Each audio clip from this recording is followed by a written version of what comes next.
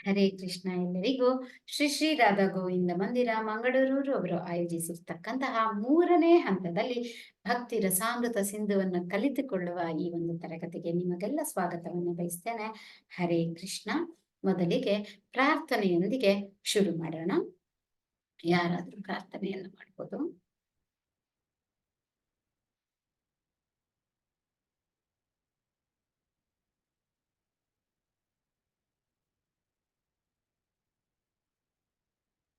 ಪ್ರಾರ್ಥನೆ ಎಲ್ಲರೂ ಜೊತೆ ಕೂಡ ಮಾಡ್ಬೋದು, ತುಂಬಾ ಒಳ್ಳೇದಲ್ವಾ, ಒಂಥರ ಸಂಕೀರ್ತನೆ ಆಗುತ್ತೆ. ಜೊತೆಲಿ ಕೂಡ ಹೇಳೋರು ಹೇಳ್ಬೋದು. ಪ್ರಾರ್ಥನೆಯನ್ನ ಯಾರ್ ಬೇಕಿದ್ರು ಮಾಡಿ. ಹರೇ ಕೃಷ್ಣ.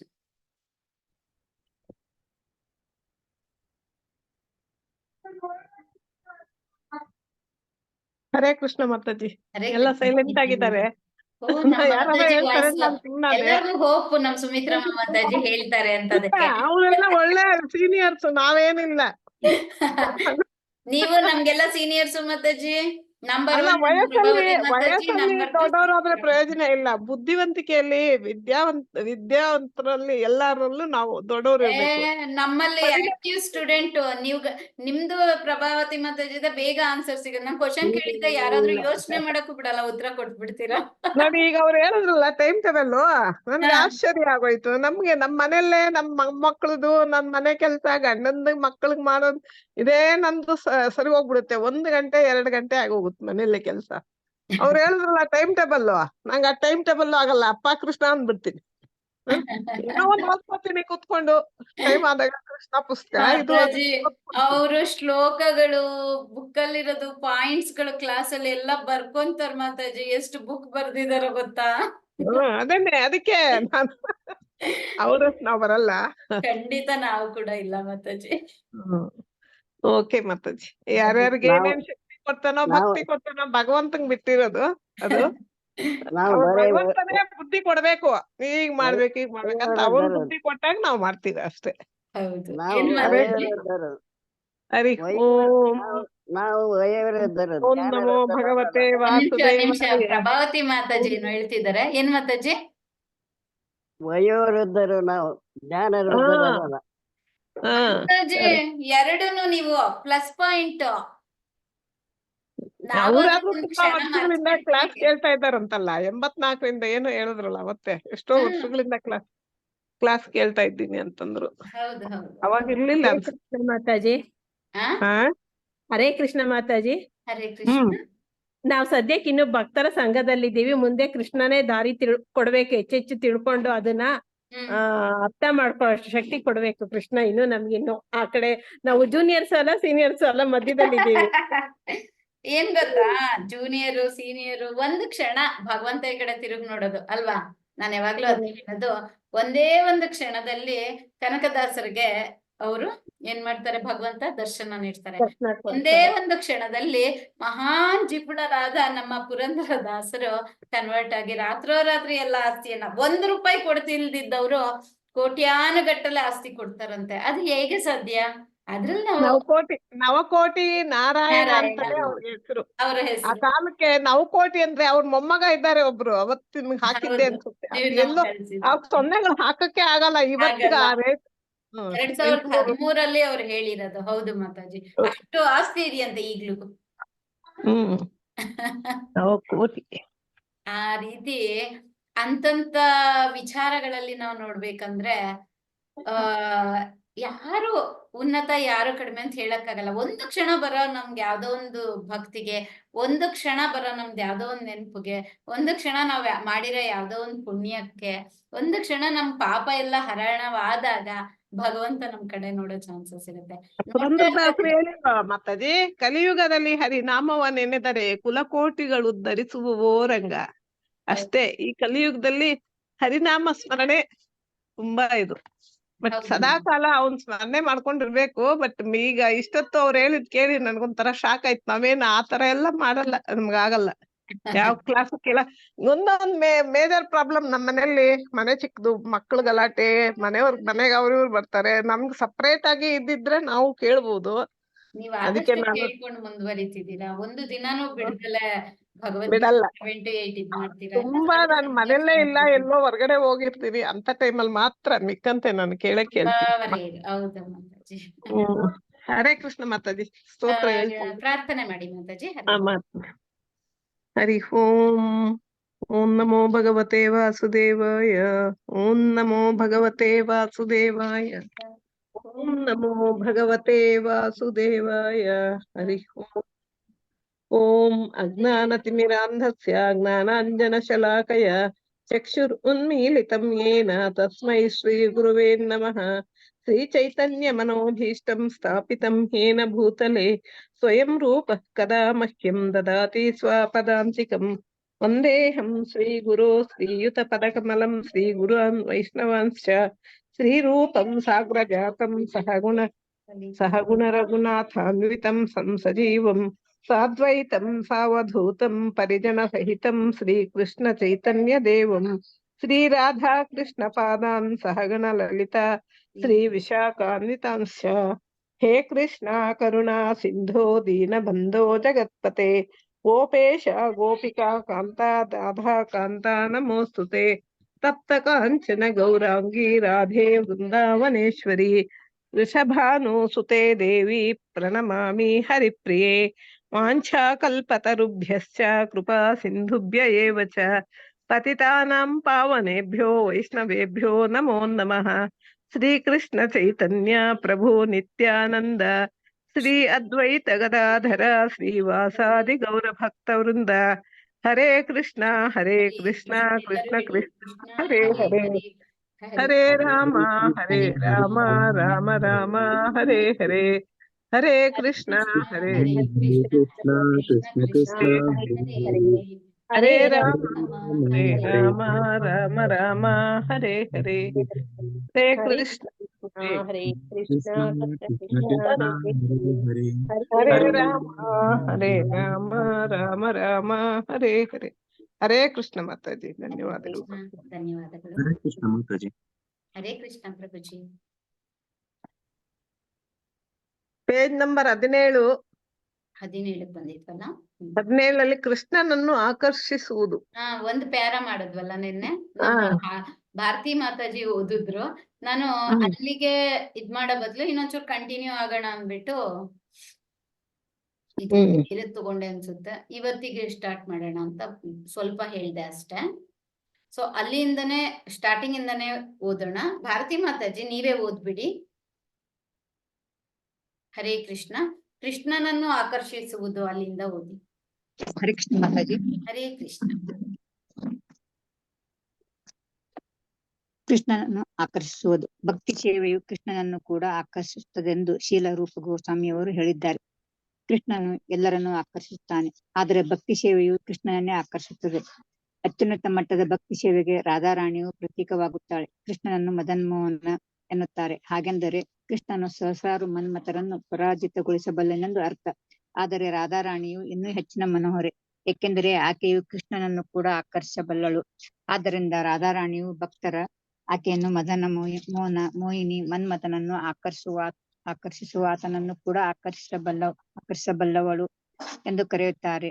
ಭಕ್ತಿ ಸೇವೆ ಮಾಡುವುದೆಂದರೆ ರಾಧಾರಾಣಿಯ ಹೆಜ್ಜೆ ಜಾಡಿನಲ್ಲಿ ನಡೆಯುವುದೇ ಆಗಿದೆ. ವೃಂದಾವನದ ಭಕ್ತರು ಭಕ್ತಿ ಸೇವೆಯಲ್ಲಿ ಔನ್ನತ್ಯಗೊಳಿಸಲು ತಮ್ಮನ್ನು ರಾಧಾರಾಣಿಯ ಸುಪರ್ದಿಗೆ ಒಳಪಡಿಸಿಕೊಳ್ಳುತ್ತಾರೆ. ಬೇರೆ ಮಾತುಗಳಲ್ಲಿ ಹೇಳುವುದಾದರೆ ಭಕ್ತಿ ಸೇವೆಯು ಐಕ್ಯ ಜಗತ್ತಿನ ಕಾರ್ಯವಲ್ಲ, ಅದು ಸ್ಪಷ್ಟವಾಗಿ ರಾಧಾರಾಣಿಯ ಅಂಕೆಗೊಳಪಟ್ಟಿದೆ. ಮಹಾತ್ಮರು ದೈವಿ ಪ್ರಕೃತಿಯ ಎಂದರೆ ಅಂತರಂಗ ಶಕ್ತಿಯಾದ ರಾಧಾರಾಣಿಯ ರಕ್ಷಣೆಗೆ ಒಳಪಟ್ಟವರೆಂಬುದನ್ನು ಭಗವದ್ಗೀತೆಯ ದೃಢಪಡಿಸುತ್ತದೆ. ಹೀಗೆ ಕೃಷ್ಣನ ಅಂತರಂಗ ಶಕ್ತಿಯ ನೇರ ಅಧಿಪತ್ಯಕ್ಕೊಳಪಟ್ಟ ಭಕ್ತಿ ಸೇವೆಯು ಕೃಷ್ಣನನ್ನು ಕೂಡ ಆಕರ್ಷಿಸುತ್ತದೆ. ಧನ್ಯವಾದ. ಹರೇ ಕೃಷ್ಣ ಮಾತಾಜಿ. ಧನ್ಯವಾದ ಮಾತಾಜಿ. ಇಲ್ಲಿ ಹೇಳ್ತಾರೆ ರಾಧಾರಾಣಿ ಕೃಷ್ಣನ ಅಂತರಂಗ ಶಕ್ತಿ. ಹಾಗಾಗಿ ಆ ಭಕ್ತಿ ಸೇವೆ ಏನವನ ಅಂತರಂಗ ಶಕ್ತಿ ಇದೆ ಅದು ಕೃಷ್ಣನನ್ನ ಕೂಡ ಆಕರ್ಷಿಸುತ್ತಂತೆ. ಇಲ್ಲಿ ಹೇಳ್ತಾರೆ ಭಕ್ತಿ ಸೇವೆಯು ಕೃಷ್ಣನನ್ನು ಆಕರ್ಷಿಸುತ್ತೆ ಅಂತ ಇಲ್ಲಿ ಶ್ರೀಲ ಗೋಸ್ವಾಮಿಗಳು ಹೇಳಿದ್ದಾರೆ. ಕೃಷ್ಣ ಎಲ್ಲರಿಗೂ ಆಕರ್ಷಿಸ್ತಾನಾಗುತ್ತಾನೆ. ಅಂದ್ರೆ ನಾವು ಯಾರೇ ಆಗ್ಲಿ ಕೃಷ್ಣನಿಗೆ ನೋಡಿದ ತಕ್ಷಣ ಆಕರ್ಷಣೆಗೊಳ್ತೇವೆ. ಅದು 2ನೇ ಅಧ್ಯಾಯದಲ್ಲಿ ನಾನ್ ನಿಮ್ಗೆ ಆ ವಿಚಾರವನ್ನ ತಿಳಿಸಿದ್ದೀನಿ ಕೂಡ. 6 ಕ್ವಾಲಿಟೀಸ್, ಏನು ಗುಣಗಳು ಬೇರೆ ಎಲ್ಲರಿಗಿಂತ ನಮ್ಮನ್ನ ಕೃಷ್ಣನನ್ನ ಒಂದು ಆಕರ್ಷಣೆಗೊಳ್ಳಕ್ಕೆ ಸಾಧ್ಯ ಆಗತ್ತೆ. ಯಾವ್ಯಾವ್ದು ಅಂತ ಹೇಳ್ತೀರಾ? ಇಲ್ಲಿ ಬಂದಿದೆ ನೋಡಿ, ಸೌಂದರ್ಯ. ಸೌಂದರ್ಯ ಯಾಕೆ ಹೇಳ್ತಾರೆ ಹೇಳ್ತೀರಾ? ಸೌಂದರ್ಯ ಕೃಷ್ಣನ ಸೌಂದರ್ಯ ಎಷ್ಟು ಚೆನ್ನಾಗಿರುತ್ತೆ ಅಂದ್ರೆ, ಪ್ರತಿ ತಾಯಿ ತನ್ನ ಮಕ್ಕಳಿಗೆ ಕೃಷ್ಣನ ಒಂದು ಅಲಂಕಾರವನ್ನ ಮಾಡಿ ಮುದ್ದಾಗಿ ಕಾಣ್ತಿದ್ದಾನೆ ಅಂತ ನೋಡ್ತಾಳಂತೆ.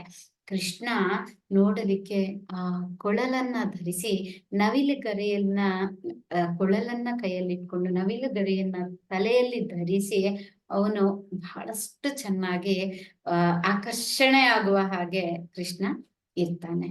ಇನ್ನ 2ನೇದು ಜ್ಞಾನ. ಜ್ಞಾನದ ಬಗ್ಗೆ ಏನ್ ಹೇಳ್ಬೋದು ಕೃಷ್ಣ ಹೇಳಿ? ಹರೇ ಕೃಷ್ಣ. ಭಗವದ್ಗೀತೆ ಹರೇ ಕೃಷ್ಣ. ಖಂಡಿತ. ಈ ಭಗವದ್ಗೀತೆ ಇರ್ಬೋದು, ಭಾಗವತ, ಪ್ರತಿಯೊಂದರ ಜ್ಞಾನ ಭಗವಂತನ ಬಾಯಿಯಿಂದ ಹೊರಗಡೆ ಬಂದಿರೋದ್ರಿಂದ ಜ್ಞಾನದಲ್ಲಿ ಅವನು ಉತ್ತಮನು. ಇನ್ನ ಶಕ್ತಿಯ ಬಗ್ಗೆ ಯಾರಾದ್ರೂ ಹೇಳ್ತೀರಾ? ಹರೇ ಕೃಷ್ಣ. ಕಾಳಿಂಗನನ್ನ ಕೊಂದದ್ದು.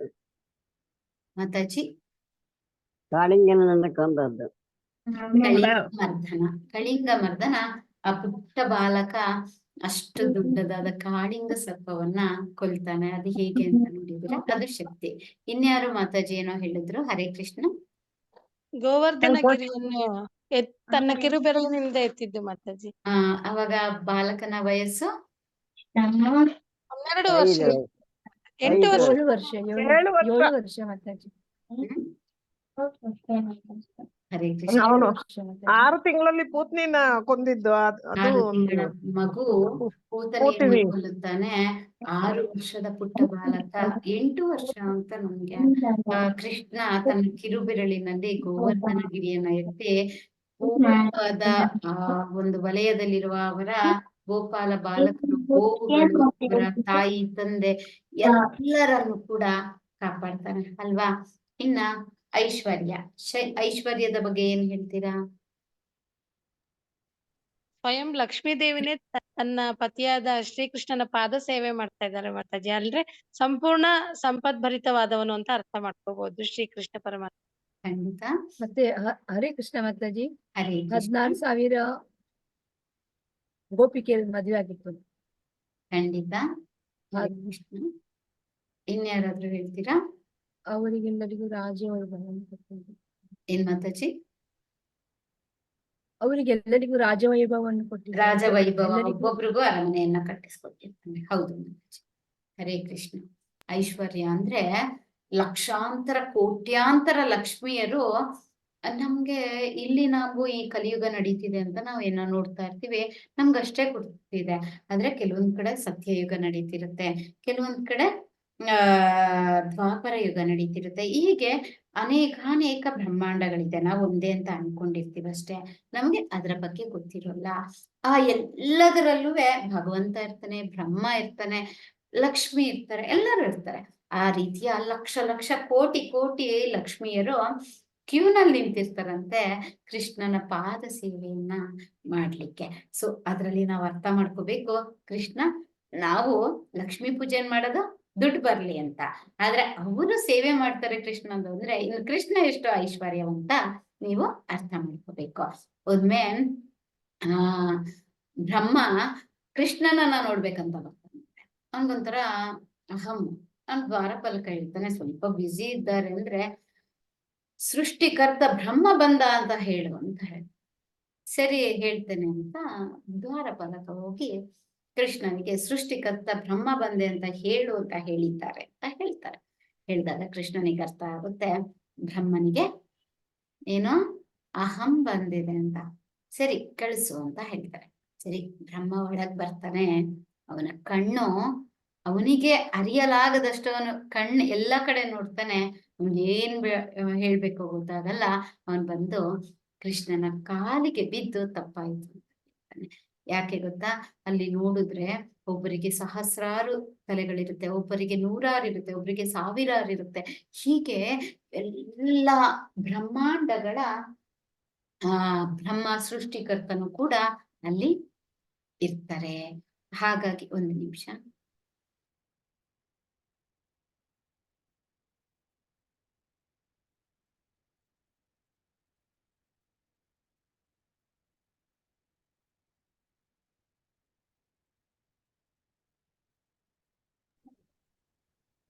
ಹರೇ ಕೃಷ್ಣ. ಅಲ್ಲಿ ಹರೇ ಕೃಷ್ಣ ಮಂಜುಳಾ ಮಾತಾಜಿ, ಹರೇ ಕೃಷ್ಣ ಮಾತಾಜಿ. ಅಲ್ಲಿ 100 ಸಾವಿರಾರು ತಲೆಗಳುಳ್ಳ, ಲಕ್ಷಾರು ತಲೆಗಳುಳ್ಳ ವಿವಿಧ ಬೇರೆ ಬೇರೆ ಲೋಕಗಳ ಬ್ರಹ್ಮ ಸೃಷ್ಟಿಕರ್ತರಿರ್ತಾರಂತೆ. ಇವನಿಗೆ ಚತುರ್ಮುಖ ಬ್ರಹ್ಮ, 4 ಮುಖಗಳಷ್ಟೇ ಇರುತ್ತೆ. ಅವಾಗ ಅವ್ನಿಗೆ ಅರ್ಥ ಆಗುತ್ತೆ, ನಾನು ಸೃಷ್ಟಿಕರ್ತ ಅಂದ್ರೆ ನನ್ನದಕ್ಕಷ್ಟೇ ಭಗವಂತ ಇನ್ನೆಷ್ಟು ಲೋಕಗಳನ್ನ, ಇನ್ನೆಷ್ಟು ಬ್ರಹ್ಮಾಂಡಗಳನ್ನ ಕಾಪಾಡ್ತಾ ಇರ್ಬೋದು, ನನಗೆ ಅಹಂ ತಕ್ಕದ್ದಲ್ಲ ಅಂದ್ಬಿಟ್ಟು ನನ್ನನ್ನ ಕ್ಷಮಿಸು ಅಂತ ಕೇಳ್ತಾನಂತೆ. ಹಾಗೆ ಅವನ ಐಶ್ವರ್ಯ, ಅವನ ಬಗ್ಗೆ ತಿಳ್ಕೊಳ್ಳೋದು, ಎಲ್ಲದರಲ್ಲೂ ಅತ್ಯುನ್ನತ ಪುರುಷೋತ್ತಮ ಯೋಗ ಇದೆಯಲ್ಲ, ಅದ್ರಲ್ಲಿ ನಾವು ಇನ್ನ ತಿಳ್ಕೊಂತೀವಿ 16ನೇ ಅಧ್ಯಾಯದಲ್ಲಿ. ಪುರುಷೋತ್ತಮ ಎಲ್ಲರಿಗಿಂತ ಉತ್ತಮ ಅಂತ ಯಾಕೆ ಹೇಳ್ತಾರೆ ಅಂತ ಕೂಡ ನಾವು ಅಕ್ಷರ ಅದ್ರ ಬಗ್ಗೆ ತಿಳ್ಕೊಂಡಾಗ, ಕ್ಷರರು ಅಂದ್ರೆ ಇಲ್ಲಿ ನಾವು ಹುಟ್ಟಿರ್ತಕ್ಕಂಥವ್ರು, ನಾವು ಜೀವಿಯಾಗಿ ಹುಟ್ಟಿ ಬಂದಿರ್ತಕ್ಕಂಥವ್ರು, ಆಧ್ಯಾತ್ಮಿಕ ಲೋಕದ ಕೆಳಗಿರುವವರು. ಅಕ್ಷರರು ಅಂದ್ರೆ ಆಧ್ಯಾತ್ಮಿಕದಲ್ಲಿರುವವರು. ಕ್ಷರ ಮತ್ತು ಅಕ್ಷರ ಇಬ್ಬರಿಗಿಂತ ಅತೀತನಾದವನು ನಮ್ಮ ಭಗವಂತ ಶ್ರೀಕೃಷ್ಣ. ಹಾಗಾಗಿ ಇಲ್ಲಿ ನಾವು ಅವನಿಗೆ ಹೋಲಿಸ್ಕೊಳ್ಳಿಕ್ಕೆ ಯಾರು ಇಲ್ಲ, ಯಾಕೆ ಅಂದ್ರೆ ಅವನು ಅನಾದಿ. ಇವತ್ತು ನಾನು ಹೋಗ್ತಾ ಯಾವ್ದೋ ಒಂದು ಆಟೋ ಮೇಲೆ ಏನೋ ಬರ್ದಿದ್ದು, ಅವಾಗ ನಾನು ಅನ್ಕೊಂತಾ ಇದ್ದೆ, ಒಬ್ಬ ದೇವದೂತ ಅಂತ ಬರ್ತಾರೆ ಅಲ್ವಾ. ಇದು ಹೇಳ್ಬೇಕೋ ಇಲ್ವೋ ನಂಗೆ ಗೊತ್ತಿಲ್ಲ, ಕ್ರೈಸ್ತರಿರ್ಬೋದು, ಇನ್ನೊಬ್ರು ಇರ್ಬೋದು, ಅವ್ರು ಎಷ್ಟರ ಮಟ್ಟಿಗೆ ಹೇಳ್ತಾರೆ ಅಂದ್ರೆ ಅವರು ಕೂಡ ನಾವು ದ್ವೇಷಿಸಕ್ಕಾಗಲ್ಲ. ಯಾಕಂದ್ರೆ ದೇವದೂತ ಅಂತ ಕೃಷ್ಣನ ಒಬ್ಬ ದೂತ ಅವನು ಅಲ್ವಾ. ದೇವದೂತ ಇವರು ಕೃಷ್ಣನ ಮೆಸೆಂಜರ್, ನಮ್ಮ ಮೊಹಮ್ಮದ್ ಇವ್ರು ಅವ್ರೇನೋ ಅಲ್ಲ ಅಂತ ಹೇಳ್ತಾರೆ ಅವರು. ಇವರೆಲ್ಲ ದೇವರ ಒಂದು ಅಂಶಗಳೇ ಹೊರತು ಅವರೇ ಆ ಭಗವಂತನನ್ನ ಅಷ್ಟು ನಂಬುವಾಗ, ಅವರು ಇವಾಗ ಕ್ರಿಸ್ತ ಪೂರ್ವ ಅಂತಿದೆ, ಕ್ರಿಸ್ತ ಶಕ ಅಂತಿದೆ, ಬಿಫೋರ್ ಕ್ರೈಸ್ಟ್, ಆಫ್ಟರ್ ಕ್ರೈಸ್ಟ್ ಇದೆ. ಆದರೆ ನಮ್ಮಲ್ಲಿ ಶುರುವಾಗದೆ ಭಗವಂತನಿಂದ ಅಲ್ವಾ. ಸೊ ಅದನ್ನ ನಾವು ಅರ್ಥ ಮಾಡ್ಕೋಬೇಕು. ಭಗವಂತನಿಂದ ಶುರುವಾದಾಗ ಕ್ರಿಸ್ತ ಶಕ, ಕ್ರಿಸ್ತ ಪೂರ್ವ, ಕ್ರಿಸ್ತ ಆಮೇಲೆ ಎಲ್ಲ ಸೃಷ್ಟಿ ಭಗವಂತನೇ ಮಾಡ್ತಕ್ಕಂಥದ್ದು ತಾನೆ. ಆ ಅಂಶ ಎಲ್ಲ ಭಗವಂತನಿಗೆ ಸೇರಿದ್ದು ತಾನೆ. ಅದು ಬರ್ತಾ ಬರ್ತಾ ಏನೋ ಹೇಳ್ತಾರಲ್ಲ ಹಾಗೆ ಎಲ್ಲ ಆ ವಿಜ್ಞಾನನೇ ಬೇರೆ ಬೇರೆ ಬೇರೆ ರೀತಿಯಲ್ಲಿ ಅದು ಮಾರ್ಪಾಡಾಗ್ತಿದೆ. ಯಾಕೆ ಅಂದ್ರೆ ಅದು ಕಲಿಯುಗ ಅದಕ್ಕೆ. ಹಾಗೆ ಇಲ್ಲಿ ಕೀರ್ತಿಯ ಬಗ್ಗೆ, ಕೃಷ್ಣನ ಕೀರ್ತಿ ಎಲ್ಲೆಲ್ಲೋ ಹರಡಿದೆ ಅಲ್ವಾ. ಕೀರ್ತಿಯ ಬಗ್ಗೆ ಏನ್ ಹೇಳ್ಬೋದು? ಹರೇ ಕೃಷ್ಣ. ಕೃಷ್ಣ ಹರೇ ಕೃಷ್ಣ ಕೃಷ್ಣ ಹೇಳಿ ರುಕ್ಮಿಣಿ ಮದುವೆ ಆದವಳು. ಕೃಷ್ಣ ಅದನ್ನೇ ಹೇಳಲಿಕ್ಕೆ ಹೋದೆ. ಧನ್ಯವಾದ ಮಾತಾಜಿ. ಬರೀ ಚಿಕ್ಕಂದಿನಿಂದ ಅವನ ಕೀರ್ತಿಯನ್ನ ಕೇಳ್ಕೊಂಡೆ ರುಕ್ಮಿಣಿ ನಾನು ಅವನನ್ನೇ ಮದುವೆ ಆಗ್ಬೇಕು ಅಂತ ಮದುವೆ ಆಗ್ತಾಳಂತೆ. ಇನ್ನು ಅವನ ಕೀರ್ತಿ ಹೇಗೆ ಬೆಳೆದಿರ್ಬೋದು ಅಲ್ವಾ. ಇನ್ನ ತ್ಯಾಗದ ವಿಚಾರದಲ್ಲಿ ಏನ್ ಹೇಳ್ಬೋದು? ಹರೇ ಕೃಷ್ಣ. ರಾಮಾಯಣದಲ್ಲಿ ದೂರ ರಾಜ್ಯವನ್ನು ಬಿಟ್ಟಿದ್ದು. ಖಂಡಿತ ರಾಮಾಯಣದಲ್ಲಿ ರಾಜ್ಯವನ್ನ ಬಿಡ್ತಾನೆ. ಇಲ್ಲಿ ಗೋಪಾಲ ಬಾಲಕರನ್ನೆಲ್ಲ ಬಿಟ್ಟು ಪಾಂಡವರನ್ನ ಉದ್ಧರಿಸಿ ಕೌರವರನ್ನ ವಧಿಸಿ ಧರ್ಮ ಸ್ಥಾಪನೆಗೋಸ್ಕರ ಏನ್ ಮಾಡ್ತಾನೆ ಕೃಷ್ಣ? ಎಲ್ಲ ತಂದೆ ತಾಯಿ ಸ್ನೇಹಿತರು ರಾಧಾರಾಣಿ ಅವನ ಅತ್ಯುನ್ನತ ಅಂದ್ರೆ ಅವನಿಗೆ ಅವನನ್ನ ನೋಡಿ ಎಲ್ಲರೂ ಇಷ್ಟಪಟ್ರೆ ಅವನ್ ಇಷ್ಟಪಡ್ತಿದ್ದು ರಾಧಾರಾಣಿಗೆ ಅಲ್ವಾ. ಅವಳನ್ನು ಬಿಟ್ಟು ಹೋಗ್ತಾನೆ. ಇನ್ನೆಷ್ಟು ತ್ಯಾಗಮಯ ಇರ್ಬೇಕಲ್ಲ. ಈ 6 ಗುಣಲಕ್ಷಣಗಳಿಂದ ಭಗವಂತ ಯಾವಾಗ್ಲೂ ಅತ್ಯುತ್ತಮ ಅಂತ ನಾವು ಅರ್ಥ ಮಾಡ್ಕೋಬೇಕಾಗತ್ತೆ.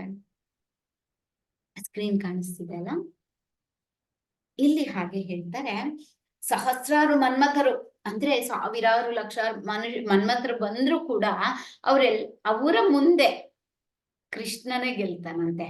ಅಂತಹ ಕೃಷ್ಣ ರಾಧೆಗೆ ಆಕರ್ಷಿತಗೊಳ್ತಾನಂದ್ರೆ ಇನ್ ರಾಧೆ ಕೃಷ್ಣನಿಗಿಂತ ಚೆನ್ನಾಗಿರ್ಬೇಕಾದ್ರೆ ಆಕರ್ಷಣೆ ಮಾಡ್ತಾಳಂದ್ರೆ ಅವಳಿಗೆಷ್ಟು ಇದು ಮನ್ಮಥರನ್ನ ಹೋಲಿಸ್ಬೋದು ಅಲ್ವಾ?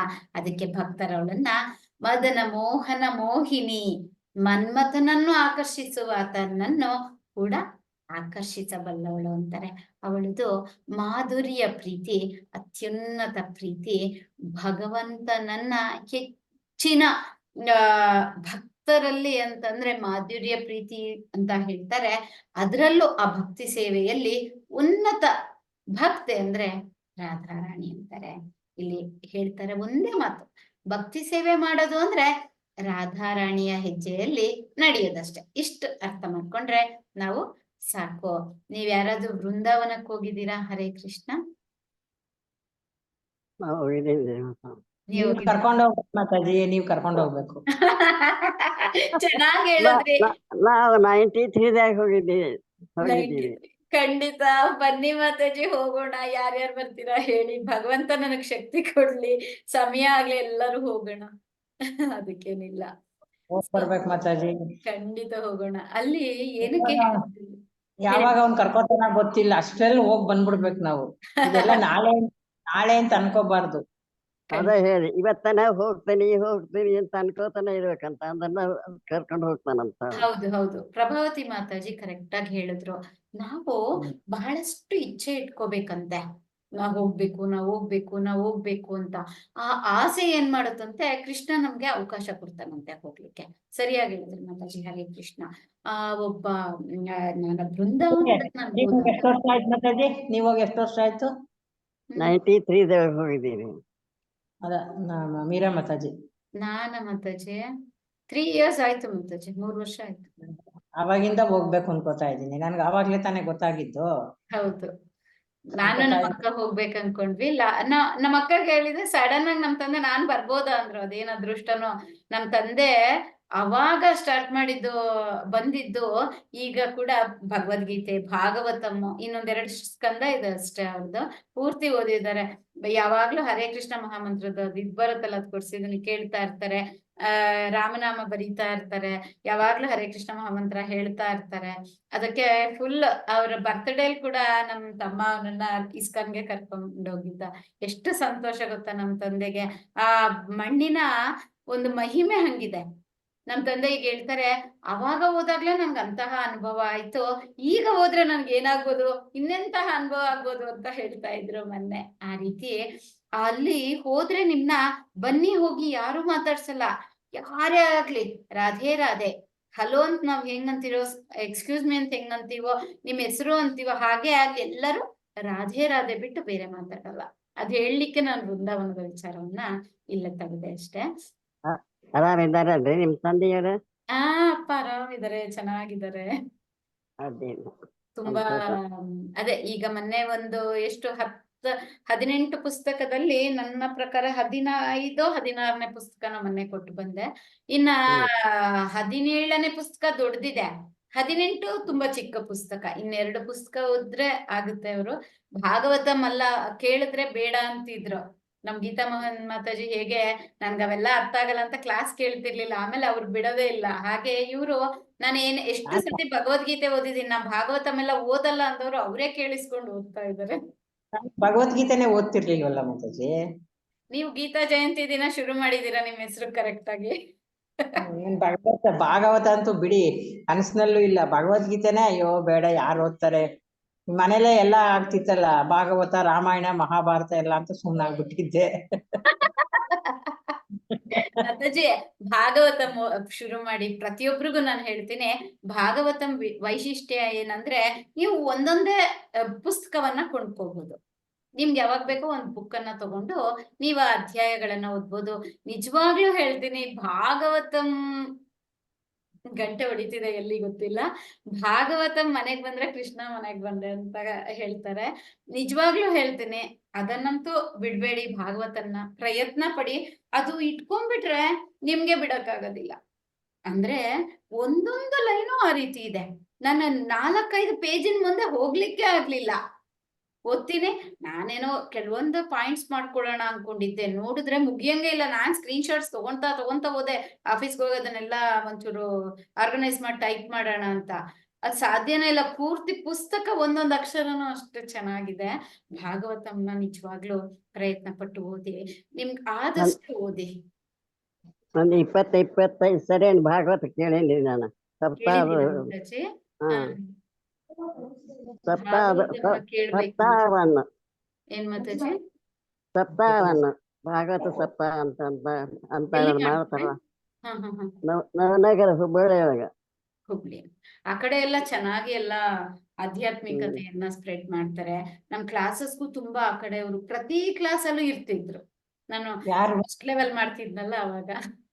ಯಾವ ಕಡೆ ಮಾತಾಜಿ? ಆ ಕಡೆ ಉತ್ತರ ಕನ್ನಡ ಕಡೆ ಅವರೆಲ್ಲ ಮಾತಾಜಿ. ದೇವ್ರು ಇದು ಅಂತಂದ್ರೆ ಮನೆ ಮಂದಿನೇ ಕುತ್ಕೊಂಡು ಕೇಳ್ತಾರೆ. ಇಲ್ಲಿ ಸೆಲೆಕ್ಟ್ ಮಾಡ್ಕೊಂಡು ಚಾಯ್ಸ್ ಮಾಡ್ಕೊಂಡು ಮಾಡ್ಬೇಕು. ಅಲ್ಲ ಆತರ ಎಲ್ಲ ಆಲ್ರೆಡಿ ದೇವಸ್ಥಾನ ಅಂದ್ರೆ ಅವೆಲ್ಲ ಇನ್ನ ತುಂಬಾ ಜಾಸ್ತಿ ಇದಿರು. ಅದೇನಂತಾರೆ ಹರಿಕತೆ ಅವೆಲ್ಲ ಅಲ್ವಾ ಮಾತಾಜಿ? ಹುಬ್ಳಿ ಆ ಕಡೆ ಎಲ್ಲ ಎಲ್ಲೋ ಹೇಳ್ತಿದ್ದೆ. ಸೊ ಇಲ್ಲಿ ಹೇಳ್ತಾರೆ, ಭಕ್ತರು ಭಕ್ತಿ ಸೇವೆಯಲ್ಲೂ ಔನ್ನತ್ಯ ಅಂದ್ರೆ ಉನ್ನತ ಹಂತವನ್ನ ತಲುಪ್ಬೇಕಂದ್ರೆ ಏನ್ ಮಾಡ್ತಾರೆ?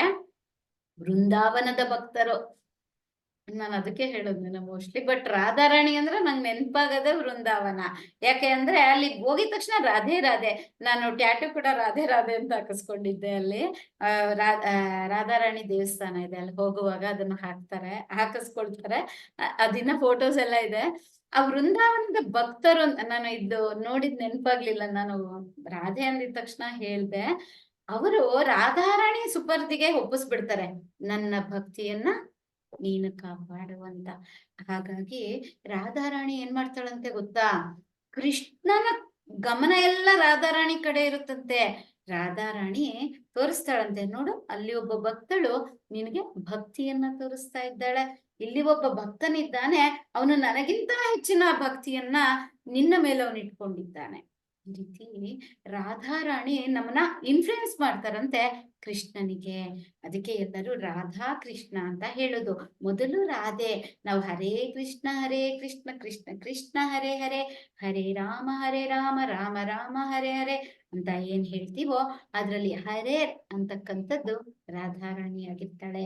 ನೀವು ರಾಧೆಯನ್ನ ಬಿಟ್ಟು ಕೃಷ್ಣ ಅಂತ ಅನ್ಕೋಬಾರ್ದು. ಮೊದಲಿಗೆ ರಾಧೆಯನ್ನ ಒಲಿಸ್ಕೊಂಡ್ರೆ ಕೃಷ್ಣ ತಂತಾನೆ ಒಲಿತಾಳೆ. ಇಲ್ಲಿ ಹೇಳ್ತಾರೆ, ರಾಧಾರಾಣಿಯ ಅಂಕೆಗೆ ಭಕ್ತಿ ಸೇವೆನೇ ಒಳಪಟ್ಬಿಟ್ಟಿದೀಯಂತೆ. ರಾಧಾರಾಣಿ ನಮ್ಮ ಮೇಲೆ ಕರುಣೆ ಇಟ್ರೆ ಭಕ್ತಿ ತನ್ನಂತಾನೆ ಬರುತ್ತಂತೆ. ಮಹಾತ್ಮರು ದೈವಿ ಪ್ರಕೃತಿಯ ಅಂತರಂಗ ಶಕ್ತಿಯಾದ ರಾಧಾರಾಣಿಯ ರಕ್ಷಣೆಗೆ ಒಳಪಟ್ಟವರೆಂಬ ಭಗವದ್ಗೀತೆನೆ ದೃಢಪಡಿಸುತ್ತಂತೆ. ಯಾರ್ಯಾರು ಮಹಾತ್ಮರಿದ್ದಾರೆ ಅವರು ಯಾವಾಗ್ಲೂ ಕೃಷ್ಣ ಪ್ರಜ್ಞೆಯಲ್ಲಿ ಉನ್ನತ ಮಾರ್ಗವನ್ನ ಪಡೆದವರೆಲ್ಲ ರಾಧಾರಾಣಿ ರಕ್ಷಿಸ್ತಾಳೆ ಅಂತ ಇಲ್ಲಿ ಅವರ ರಕ್ಷಣೆಯಲ್ಲಿ ಅವರೆಲ್ಲ ಇರ್ತಾರೆ ಅಂತ ಭಗವದ್ಗೀತೆ ದೃಢಪಡಿಸುತ್ತೆ. ಹೀಗೆ ಕೃಷ್ಣನ ಅಂತರಂಗ ಶಕ್ತಿಯ ನೇರ ಆಧಿಪತ್ಯಕ್ಕೊಳಪಟ್ಟ ಭಕ್ತಿ ಸೇವೆಯು ಕೃಷ್ಣನನ್ನ ಕೂಡ ಆಕರ್ಷಿಸುತ್ತೆ. ಹಾಗಾಗಿ ನಮ್ಮ ರಾಧಾರಾಣಿ ಅಂದ್ರೆ ಒಂದು ಪಾಲು ಕೃಷ್ಣ ಪಕ್ಷಪಾತಿ ಅಲ್ಲ, ಆದರೆ ನಾವು ಎಷ್ಟು ಒಲವು ತೋರಿಸ್ತೀವೋ ಅಷ್ಟೇ ಒಲವು ಅವನು ತೋರಿಸ್ತಾನಂತೆ, ಅದಕ್ಕಿಂತ 10 ಪಟ್ಟು. ಸೊ ನಮ್ಮ ಮೇಲೆ ಡಿಪೆಂಡ್ ಇದೆ. ಹಾಗಾಗಿ ರಾಧೆ ಬಹಳಷ್ಟು ಇಷ್ಟಪಡ್ತಾಳಲ್ಲ, ಹಾಗಾಗಿ ರಾಧೆಯ ಮೇಲೆ ಯಾವಾಗಲೂ ಒಂದು ಪಾಲು ಪ್ರೀತಿ ಜಾಸ್ತಿ ನಮ್ಮ ಕೃಷ್ಣನಿಗೆ. ಇಲ್ಲಿ ನೆಕ್ಸ್ಟ್ ಓದೋಣ. ರೇಣುಕಾ ಮತ್ತು ಜ್ಯೋತಿ. ಹರೇ ಕೃಷ್ಣ. ಹರೇ ಕೃಷ್ಣ ಮಾತಾಜಿ. ಹರೇ ಕೃಷ್ಣ. ಪ್ರಣಾಮ್ಸ್ ಮಾತಾಜಿ. ಪ್ರಣಾಮ್ಸ್. ಮೇಲಿನ ಮಾತಿಗೆ ಶ್ರೀಮದ್ ಭಾಗವತದ 11ನೆಯ ಸ್ಕಂದದಲ್ಲಿ 14ನೆಯ ಅಧ್ಯಾಯದ ಶ್ಲೋಕ 20 ಸಮರ್ಥನೆ. ಯಾವಾಗ್ಲೂ ಭಾಗವತಂ ಶ್ಲೋಕಗಳೇ ಬರುತ್ತಲ್ಲ ಮಾತಾಜಿ? ಅದೇ ಯಾವಾಗ ಕೊಟ್ಟಾಗ್ಲೂ ಭಾಗವತದ ಬಗ್ಗೆ ಬರುತ್ತೆ. ನಾನ್ ರೆಗ್ಯುಲರ್ ಕ್ಲಾಸ್ ಅಟೆಂಡ್ ಮಾಡ್ತೀನಿ ಮಾತಾಜಿ, ಅದಕ್ಕೆ ಏನೋ ಕನೆಕ್ಟ್ ಇರ್ಬೋದು ಕೃಷ್ಣ ಮಾತಾಜಿ.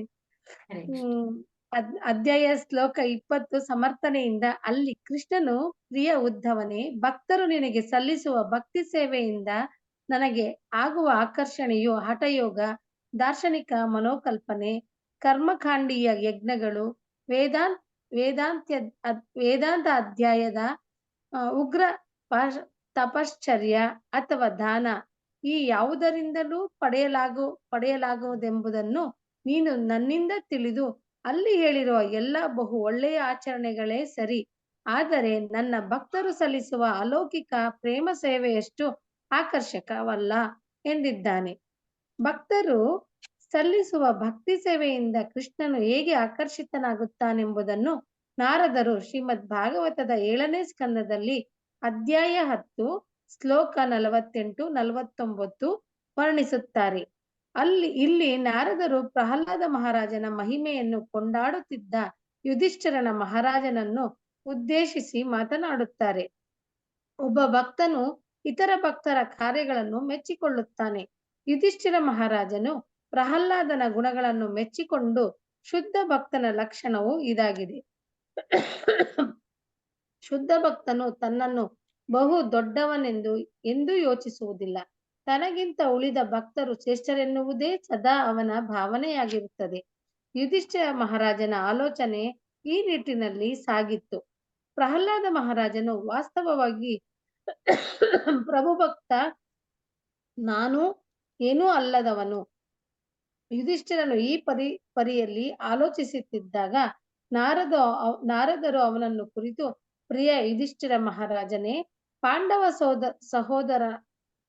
ಪಾಂಡವ ಸಹೋದರರಾದ ನೀವೇ ಜಗತ್ತಿನಲ್ಲಿ ಏಕೈಕ ಭಾಗ್ಯಶಾಲಿಗಳು. ದೇವೋತ್ತಮ ಪರಮ ಪುರುಷನು ಈ ಗ್ರಹಲೋಕದಲ್ಲಿ ಆವಿರ್ಭವಿಸಿ ಒಬ್ಬ ಸಾಧಾರಣ ಮನುಷ್ಯನಂತೆ ನಿಮ್ಮೊಡನೆ ವ್ಯವಹರಿಸುತ್ತಿದ್ದಾನೆ. ಅವನು ಎಲ್ಲಾ ಸಂದರ್ಭದಲ್ಲೂ ನಿಮ್ಮೊಡನಿದ್ದಾನೆ. ಪ್ರಭುವು ಬೇರೆಯವರ ಕಣ್ಣಿಗೆ ಬೀಳದೆ ನಿಮ್ಮೊಟ್ಟಿಗೆ ಜೀವಿಸುತ್ತಿದ್ದಾನೆ. ಅವನು ಸಾಕ್ಷಾತ್ ಪರಮಪ್ರಭುವೇ ಆಗಿದ್ದಾನೆಂಬುದನ್ನು ಇತರರು ಅರಿಯಲಾರರು. ಆದರೂ ಅವನು ನಿಮ್ಮ ಬಂಧುವಿನಂತೆ, ನಿಮ್ಮ ಗೆಳೆಯನಂತೆ, ಅಷ್ಟೇಕೆ ನಿಮ್ಮ ದೂತನಂತೆ ಕೂಡ ನಿಮ್ಮೊಡನಿದ್ದಾನೆ. ಆದ್ದರಿಂದ ನೀವೆಷ್ಟು ಭಾಗ್ಯಶಾಲಿಗಳು, ಈ ಜಗತ್ತಿನಲ್ಲೇ ಇಲ್ಲವೆಂಬುದನ್ನು ನೀವು ಅರಿಯಬೇಕು ಎಂದು ನುಡಿದರು. ಮತ್ತೆ ಇನ್ನೊಂದು ಓದ್ಲಾ ಮಾತಾಜಿ? ಮುಗಿಸ್ಬಿಡ್ಲ ಮಾತಾಜಿ? ಇನ್ನೊಂದು ಸ್ಟ್ಯಾಂಜ ಇದೆ. ಅಷ್ಟೇನಾ? ಸರಿ ಮಾತಾಜಿ, ಇದು ಮುಗ್ದೋಗುತ್ತಾ? ಮುಗಿದೋಗತ್ತೆ ಇಲ್ಲಿಗೆ ಮಾತಾಜಿ. ನೆಕ್ಸ್ಟ್ ಇನ್ನೊಂದು 2ನೇ ಅಧ್ಯಾಯ ಶುರುವಾಗುತ್ತೆ. ಸರಿ. ಭಗವದ್ಗೀತೆಯ ಪ್ರಸಂಗವೊಂದು ಹೀಗಿದೆ. ಕೃಷ್ಣನು ತನ್ನ ವಿಶ್ವರೂಪವನ್ನು ತೋರ್ಪಡಿಸಿದಾಗ ಅರ್ಜುನನ ಪ್ರಾರ್ಥನೆ ಈ ಬಗೆಯದಾಗಿತ್ತು. ಪ್ರಿಯ ಕೃಷ್ಣ, ನೀನು ನನ್ನ ಸೋದರ ಸಂಬಂಧಿ ಎಂದು ತಿಳಿದು ಅನೇಕ ಬಗೆಯಲ್ಲಿ ನಿನಗೆ ಅಗೌರವವನ್ನು ತೋರಿದ್ದೇನೆ. ನಿನ್ನನ್ನು ಕೃಷ್ಣನ ಗೆಳೆಯ ಎಂದೆಲ್ಲಾ ಕರೆದಿದ್ದೇನೆ. ಆದರೆ ನಾನು ಅರ್ಥ ಮಾಡಿಕೊಳ್ಳಲು ಸಾಧ್ಯವೇ ಆಗದಿದ್ದ ಮಹಿಮಾವಂತ ನೀನಾಗಿದ್ದೀಯೆ. ಪಾಂಡವರ ಸ್ಥಾನ ಅಂತಹದಾಗಿತ್ತು. ಕೃಷ್ಣನು ದೇವೋತ್ತಮ ಪರಮಪುರುಷನೇ ಆಗಿದ್ದರೂ, ಶ್ರೇಷ್ಠರಲ್ಲೇ ಶ್ರೇಷ್ಠನಾಗಿದ್ದರೂ ಅವನು ಆ ಅಸುರ ಸಹೋದರರ ಜೊತೆಯಲ್ಲಿದ್ದ. ಅರಸು ಸ್ಪೆಕ್ಸ್ ಹಾಕೊಂಡಿಲ್ಲ ಮತ್ತೆ ಆ ಅರಸು ಸೋದರರ ಜೊತೆಯಲ್ಲಿದ್ದ. ಪಾಂಡವರ ಸೋದರರ ಭಕ್ತಿ ಅವನನ್ನು ಆಕರ್ಷಿಸಿತು. ಭಕ್ತಿ ಸೇವಾ ಪ್ರಕೃತಿಯು ಎಷ್ಟೇ ಘನತರದ್ದು ಎಂಬುದಕ್ಕೆ ಇದೇ ಸಾಕ್ಷ್ಯ. ಈ ಪ್ರಕ್ರಿಯೆಯು ದೇವೋತ್ತಮ ಪರಮ ಪುರುಷನನ್ನು ಕೂಡ ಆಕರ್ಷಿಸುತ್ತದೆ. ಭಗವಂತನು ದೊಡ್ಡವನು, ಆದರೆ ಭಕ್ತಿ ಸೇವೆಯು ಭಗವಂತನಿಗಿಂತ ದೊಡ್ಡದು, ಏಕೆಂದರೆ ಅದು ಅವನನ್ನೇ ಆಕರ್ಷಿಸುತ್ತದೆ. ಪ್ರಭುವಿನ ಸೇವೆ ಮಾಡುವುದರಲ್ಲಿ ಎಂತಹ ಲಾಭವಿದೆ ಎಂಬುದನ್ನು ಭಕ್ತಿ ಸೇವೆಗೆ ಒಲಿದಿಲ್ಲದ ಜನ ತಿಳಿಯಲಾರರು. ಹರೇ ಕೃಷ್ಣ ಮಾತಾಡಿ. ತಪ್ಪಾಗಿದ್ರೆ ದಯವಿಟ್ಟು ಕ್ಷಮಿಸಿ. ಆಮೇಲೆ ಬಂದ್ಪಟ್ಟವಾಗ ಹಾಗಲ್ಲ, ಅರಸು ಅಂದ್ರೆ ರಾಜ, ಅಸುರ ಅಂದ್ರೆ ಅದಕ್ಕೋಸ್ಕರ ಅಷ್ಟೇ ಹೇಳಿದ್ದು, ಬೇರೆ ಇನ್ನೇನು ಅಲ್ಲ. ಮಾತಾಡಿ. Thank you so much Mataji ಹೇಳಿದ್ದಕ್ಕೆ. ಧನ್ಯವಾದ. ಹರೇ ಕೃಷ್ಣ. ಇಲ್ಲಿ ಹೇಳ್ತಾರೆ, ಭಾಗವತದ 11ನೇ ಸ್ಕಂದದಲ್ಲಿ ಕೃಷ್ಣ ಒಂದೇ ಮಾತು ಹೇಳ್ತಾನೆ ಪ್ರಿಯ ಉದ್ಧವನಿಗೆ, ಪ್ರಿಯ ಉದ್ಧವ, ಭಕ್ತರು ನನಗೇನು ಭಕ್ತಿ ಸೇವೆ ಸಲ್ಲಿಸ್ತಾರಲ್ಲ, ಆ ಆಕರ್ಷಣೆ ಮುಂದೆ ಇನ್ಯಾವುದು ಆಕರ್ಷಣೆ ಇಲ್ಲ. ಯಾವುದು? ಎಲ್ಲವೂ ಎಲ್ಲ ಬಹು ಒಳ್ಳೆಯ, ಬರೀ ಒಳ್ಳೆಯದಲ್ಲ, ಬಹು ಒಳ್ಳೆಯ ಆಚರಣೆಗಳು. ಯಾವುದು? ಹಠಯೋಗ, ದಾರ್ಶನಿಕ ಮನೋಕಲ್ಪನೆ, ಕರ್ಮಕಾಂಡೀಯ ಯಜ್ಞಗಳನ್ನು ಮಾಡೋದು, ವೇದಾಂತದ ಅಧ್ಯಯನ ಮಾಡೋದು, ಉಗ್ರವಾದ ತಪಸ್ಸನ್ನ ಕೈಗೊಳ್ಳುವುದು, ದಾನ ಮಾಡುವುದು, ಇವೆಲ್ಲ ಬಹು ಬಹು ಬಹು ಒಳ್ಳೆಯ ವಿಚಾರಣೆಗಳೇ ಸರಿ. ಆದರೆ ಭಕ್ತರು ನನಗೆ ಸಲ್ಲಿಸುವ ಭಕ್ತಿಯಿಂದ ನನಗೆ ಆಗುವ ಆಕರ್ಷಣೆ, ಇಲ್ಲಿ ಹೇಳ್ತಾರೆ ನೋಡಿ, ಭಕ್ತರು ಸಲ್ಲಿಸುವ ಅಲೌಕಿಕ ಪ್ರೇಮ ಸೇವೆ ಎಷ್ಟು, ಅವೆಲ್ಲ ಆಕರ್ಷಣೆ ಇಲ್ಲ. ಅದು ತುಂಬಾ ಒಳ್ಳೆಯ ಆಚರಣೆನೆ, ಆದ್ರೆ ನಾನು ಆಕರ್ಷಣೆಗೊಳ್ಳೋದು ಭಕ್ತರು ಸಲ್ಲಿಸುವ ಪ್ರೇಮಯುಕ್ತವಾದ ಭಕ್ತಿ. ನನಗೇನು ಭಕ್ತಿಯನ್ನ ಕೊಡ್ತಾರೆ ಅದಷ್ಟೇ ನನಗೆ ಇಷ್ಟ ಆಗುತ್ತೆ. ಇದೆಲ್ಲದಕ್ಕಿಂತ ಅವರೆಷ್ಟೇ ದೇಹದಂಡವನ್ನ ಮಾಡ್ಬೋದು, ದಾನವನ್ನ ಮಾಡ್ಬೋದು, ಆದರೆ ಅವರ ಭಕ್ತಿಯ ಮುಂದೆ ನನಗೆ ಜಾಸ್ತಿ ಆಕರ್ಷಣೆ ಅನ್ನೋದು ಎಲ್ಲಿ ಭಕ್ತಿ ಇದೆ ಅಲ್ಲಿ ಅಂತ ಇಲ್ಲಿ ಹೇಳ್ತಾರೆ.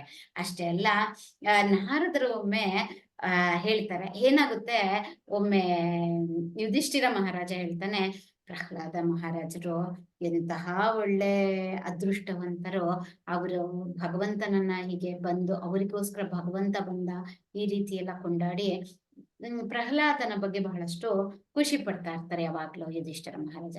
ಆವಾಗ ನಾರದರು ಒಂದು ಮಾತನ್ನ ಹೇಳ್ತಾರೆ, ಅಧ್ಯಾಯ 10 ಶ್ಲೋಕ 48-49 ನೀವು ಹೇಳ್ತೀರಾ, ನಿಮ್ಗೆ ಪ್ರಹ್ಲಾದ ಮಹಾರಾಜ ಬಹಳಷ್ಟು ಅದೃಷ್ಟವಂತ ಅನ್ಸುತ್ತೆ, ಆದ್ರೆ ನೀವೆಷ್ಟು ಭಾಗ್ಯಶಾಲಿ, ನಿಮ್ಮಷ್ಟು ಭಾಗ್ಯಶಾಲಿ ಇನ್ನೊಬ್ರಿಲ್ಲ.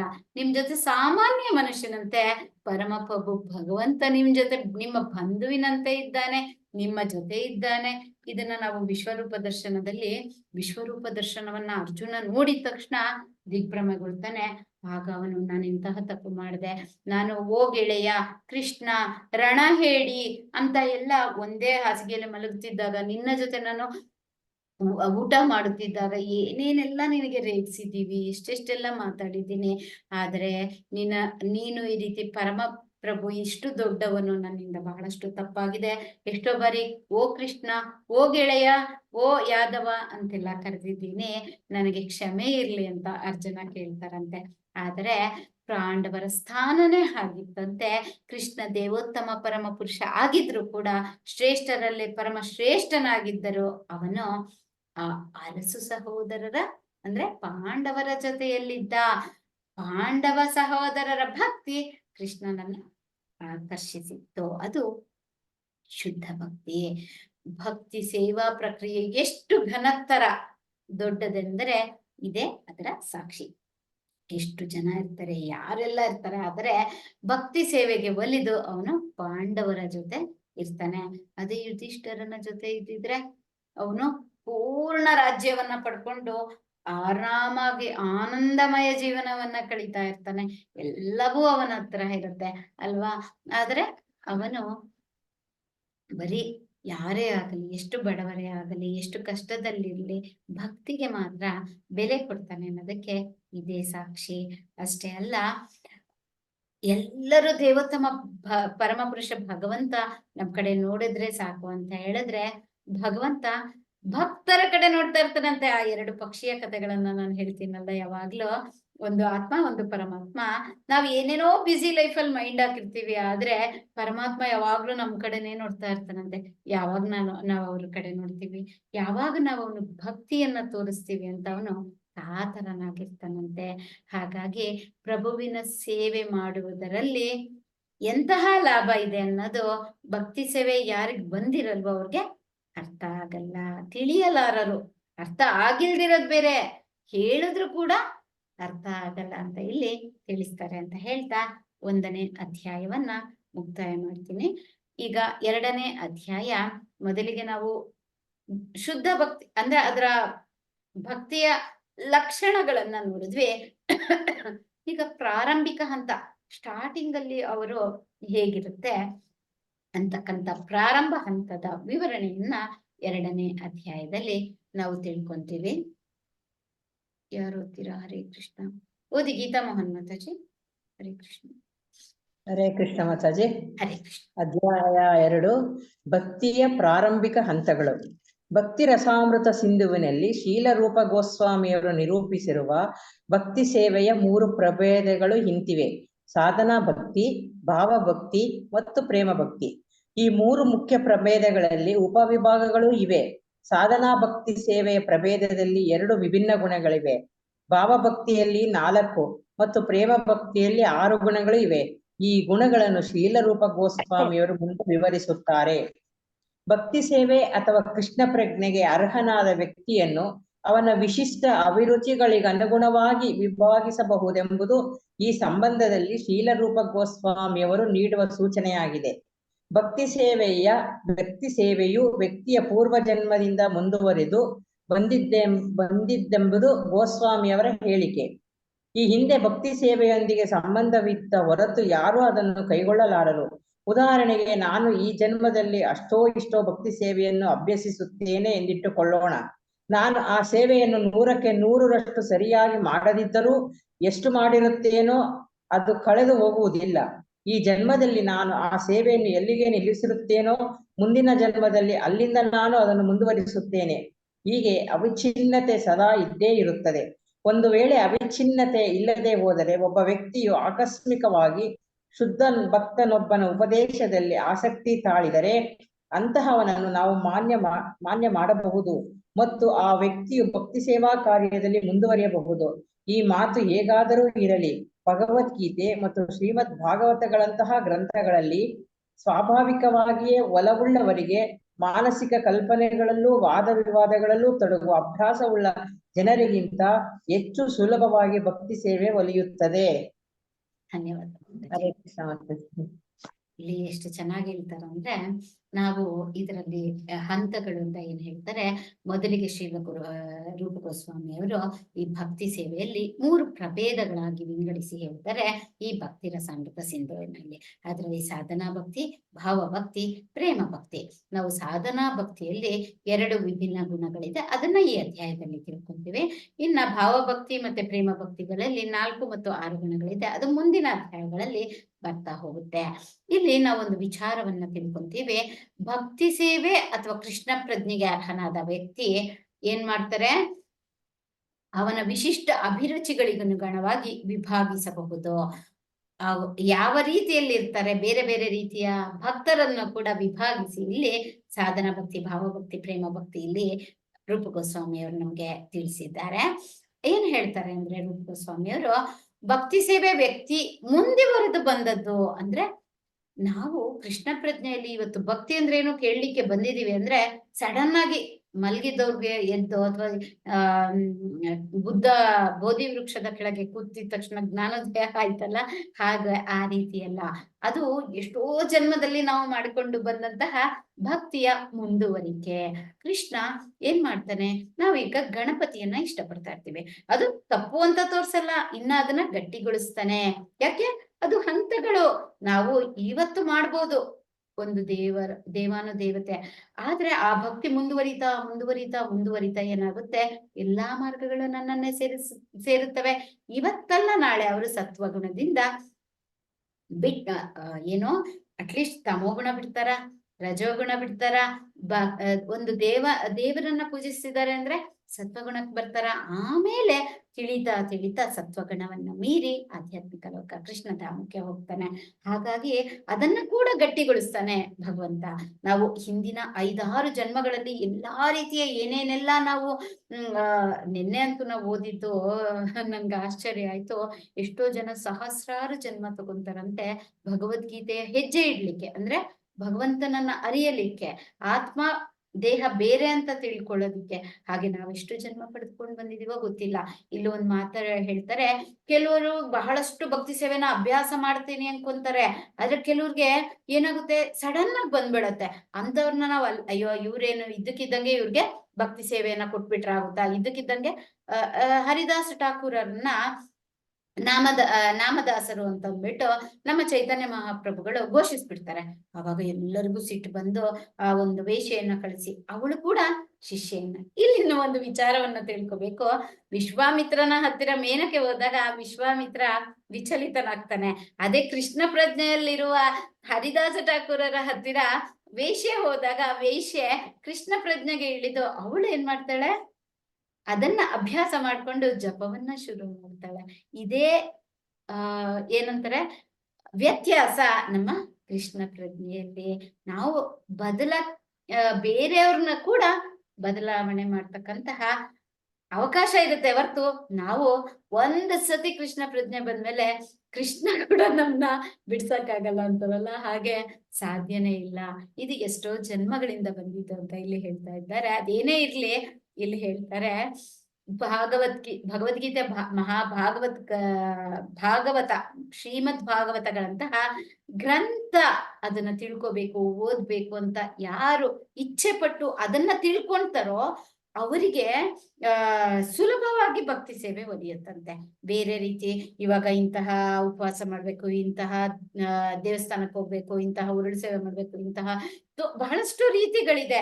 ಅವೆಲ್ಲ ಮಾರ್ಗಗಳು ಎಷ್ಟೋ ಇಲ್ಲಿ ಹಠ ಯೋಗ, ಭಗವಂತ ತೋರ್ಸಿದ್ನಲ್ಲ ಉಗ್ರ ತಪಶ್ಚರ್ಯ, ಎಲ್ಲದರಲ್ಲೂ ಇರುತ್ತಂತೆ. ಆದರೆ ಯಾರು ಭಗವದ್ಗೀತೆ ಭಾಗವತಗಳಲ್ಲಿ ಸ್ವಾಭಾವಿಕ ನಮ್ಗೆ ಇಚ್ಛೆ ಪಟ್ಟು ಅದನ್ನ ಓದೋದು, ತಿಳ್ಕೊಳ್ಳೋದು, ಕೇಳೋದು, ಹೇಳೋದು ಮಾಡ್ತೀವಲ್ಲ, ಅಂತಹವರಿಗೆ ಈ ಭಕ್ತಿ ಸೇವೆ ಸುಲಭವಾಗಿ, ಕಷ್ಟಪಡಂಗೆ ಇಲ್ಲ, ಸುಲಭವಾಗಿ ಒಲಿಯುತ್ತಂತೆ.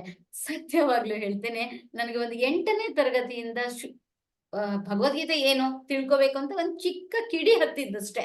ಎಷ್ಟೋ ಪುಸ್ತಕ ತಗೊಂಡೆ, ಯಾವ್ಯಾವ್ದೋ ಲಿಂಕ್ ಡೌನ್ಲೋಡ್, ಏನ್ ಮಾಡಿದ್ರು ನನ್ಗೆ ನಿಜವಾಗ್ಲೂ ಹೇಳ್ತೀನಿ, ಸಿಂಪಲ್ ನಮ್ಮನೆ ಚಿಕ್ಕ ಪುಸ್ತಕದಿಂದ, ನನ್ನ ಹತ್ರ ಇರೋ ದೊಡ್ಡ ಪುಸ್ತಕನೂ ಆ ಇಂಟ್ರೆಸ್ಟ್ ಇಂದಾನೆ ತಗೊಂಡಿದ್ದು. ಆದ್ರೂ ಕೂಡ ನನ್ಗೆ ಅರ್ಥ ಆಗ್ಲಿಲ್ಲ. ಯಾಕೆ? ಗುರು ಶಿಷ್ಯ ಪರಂಪರೆಯಲ್ಲೇ ಬರ್ಬೇಕಂತೆ.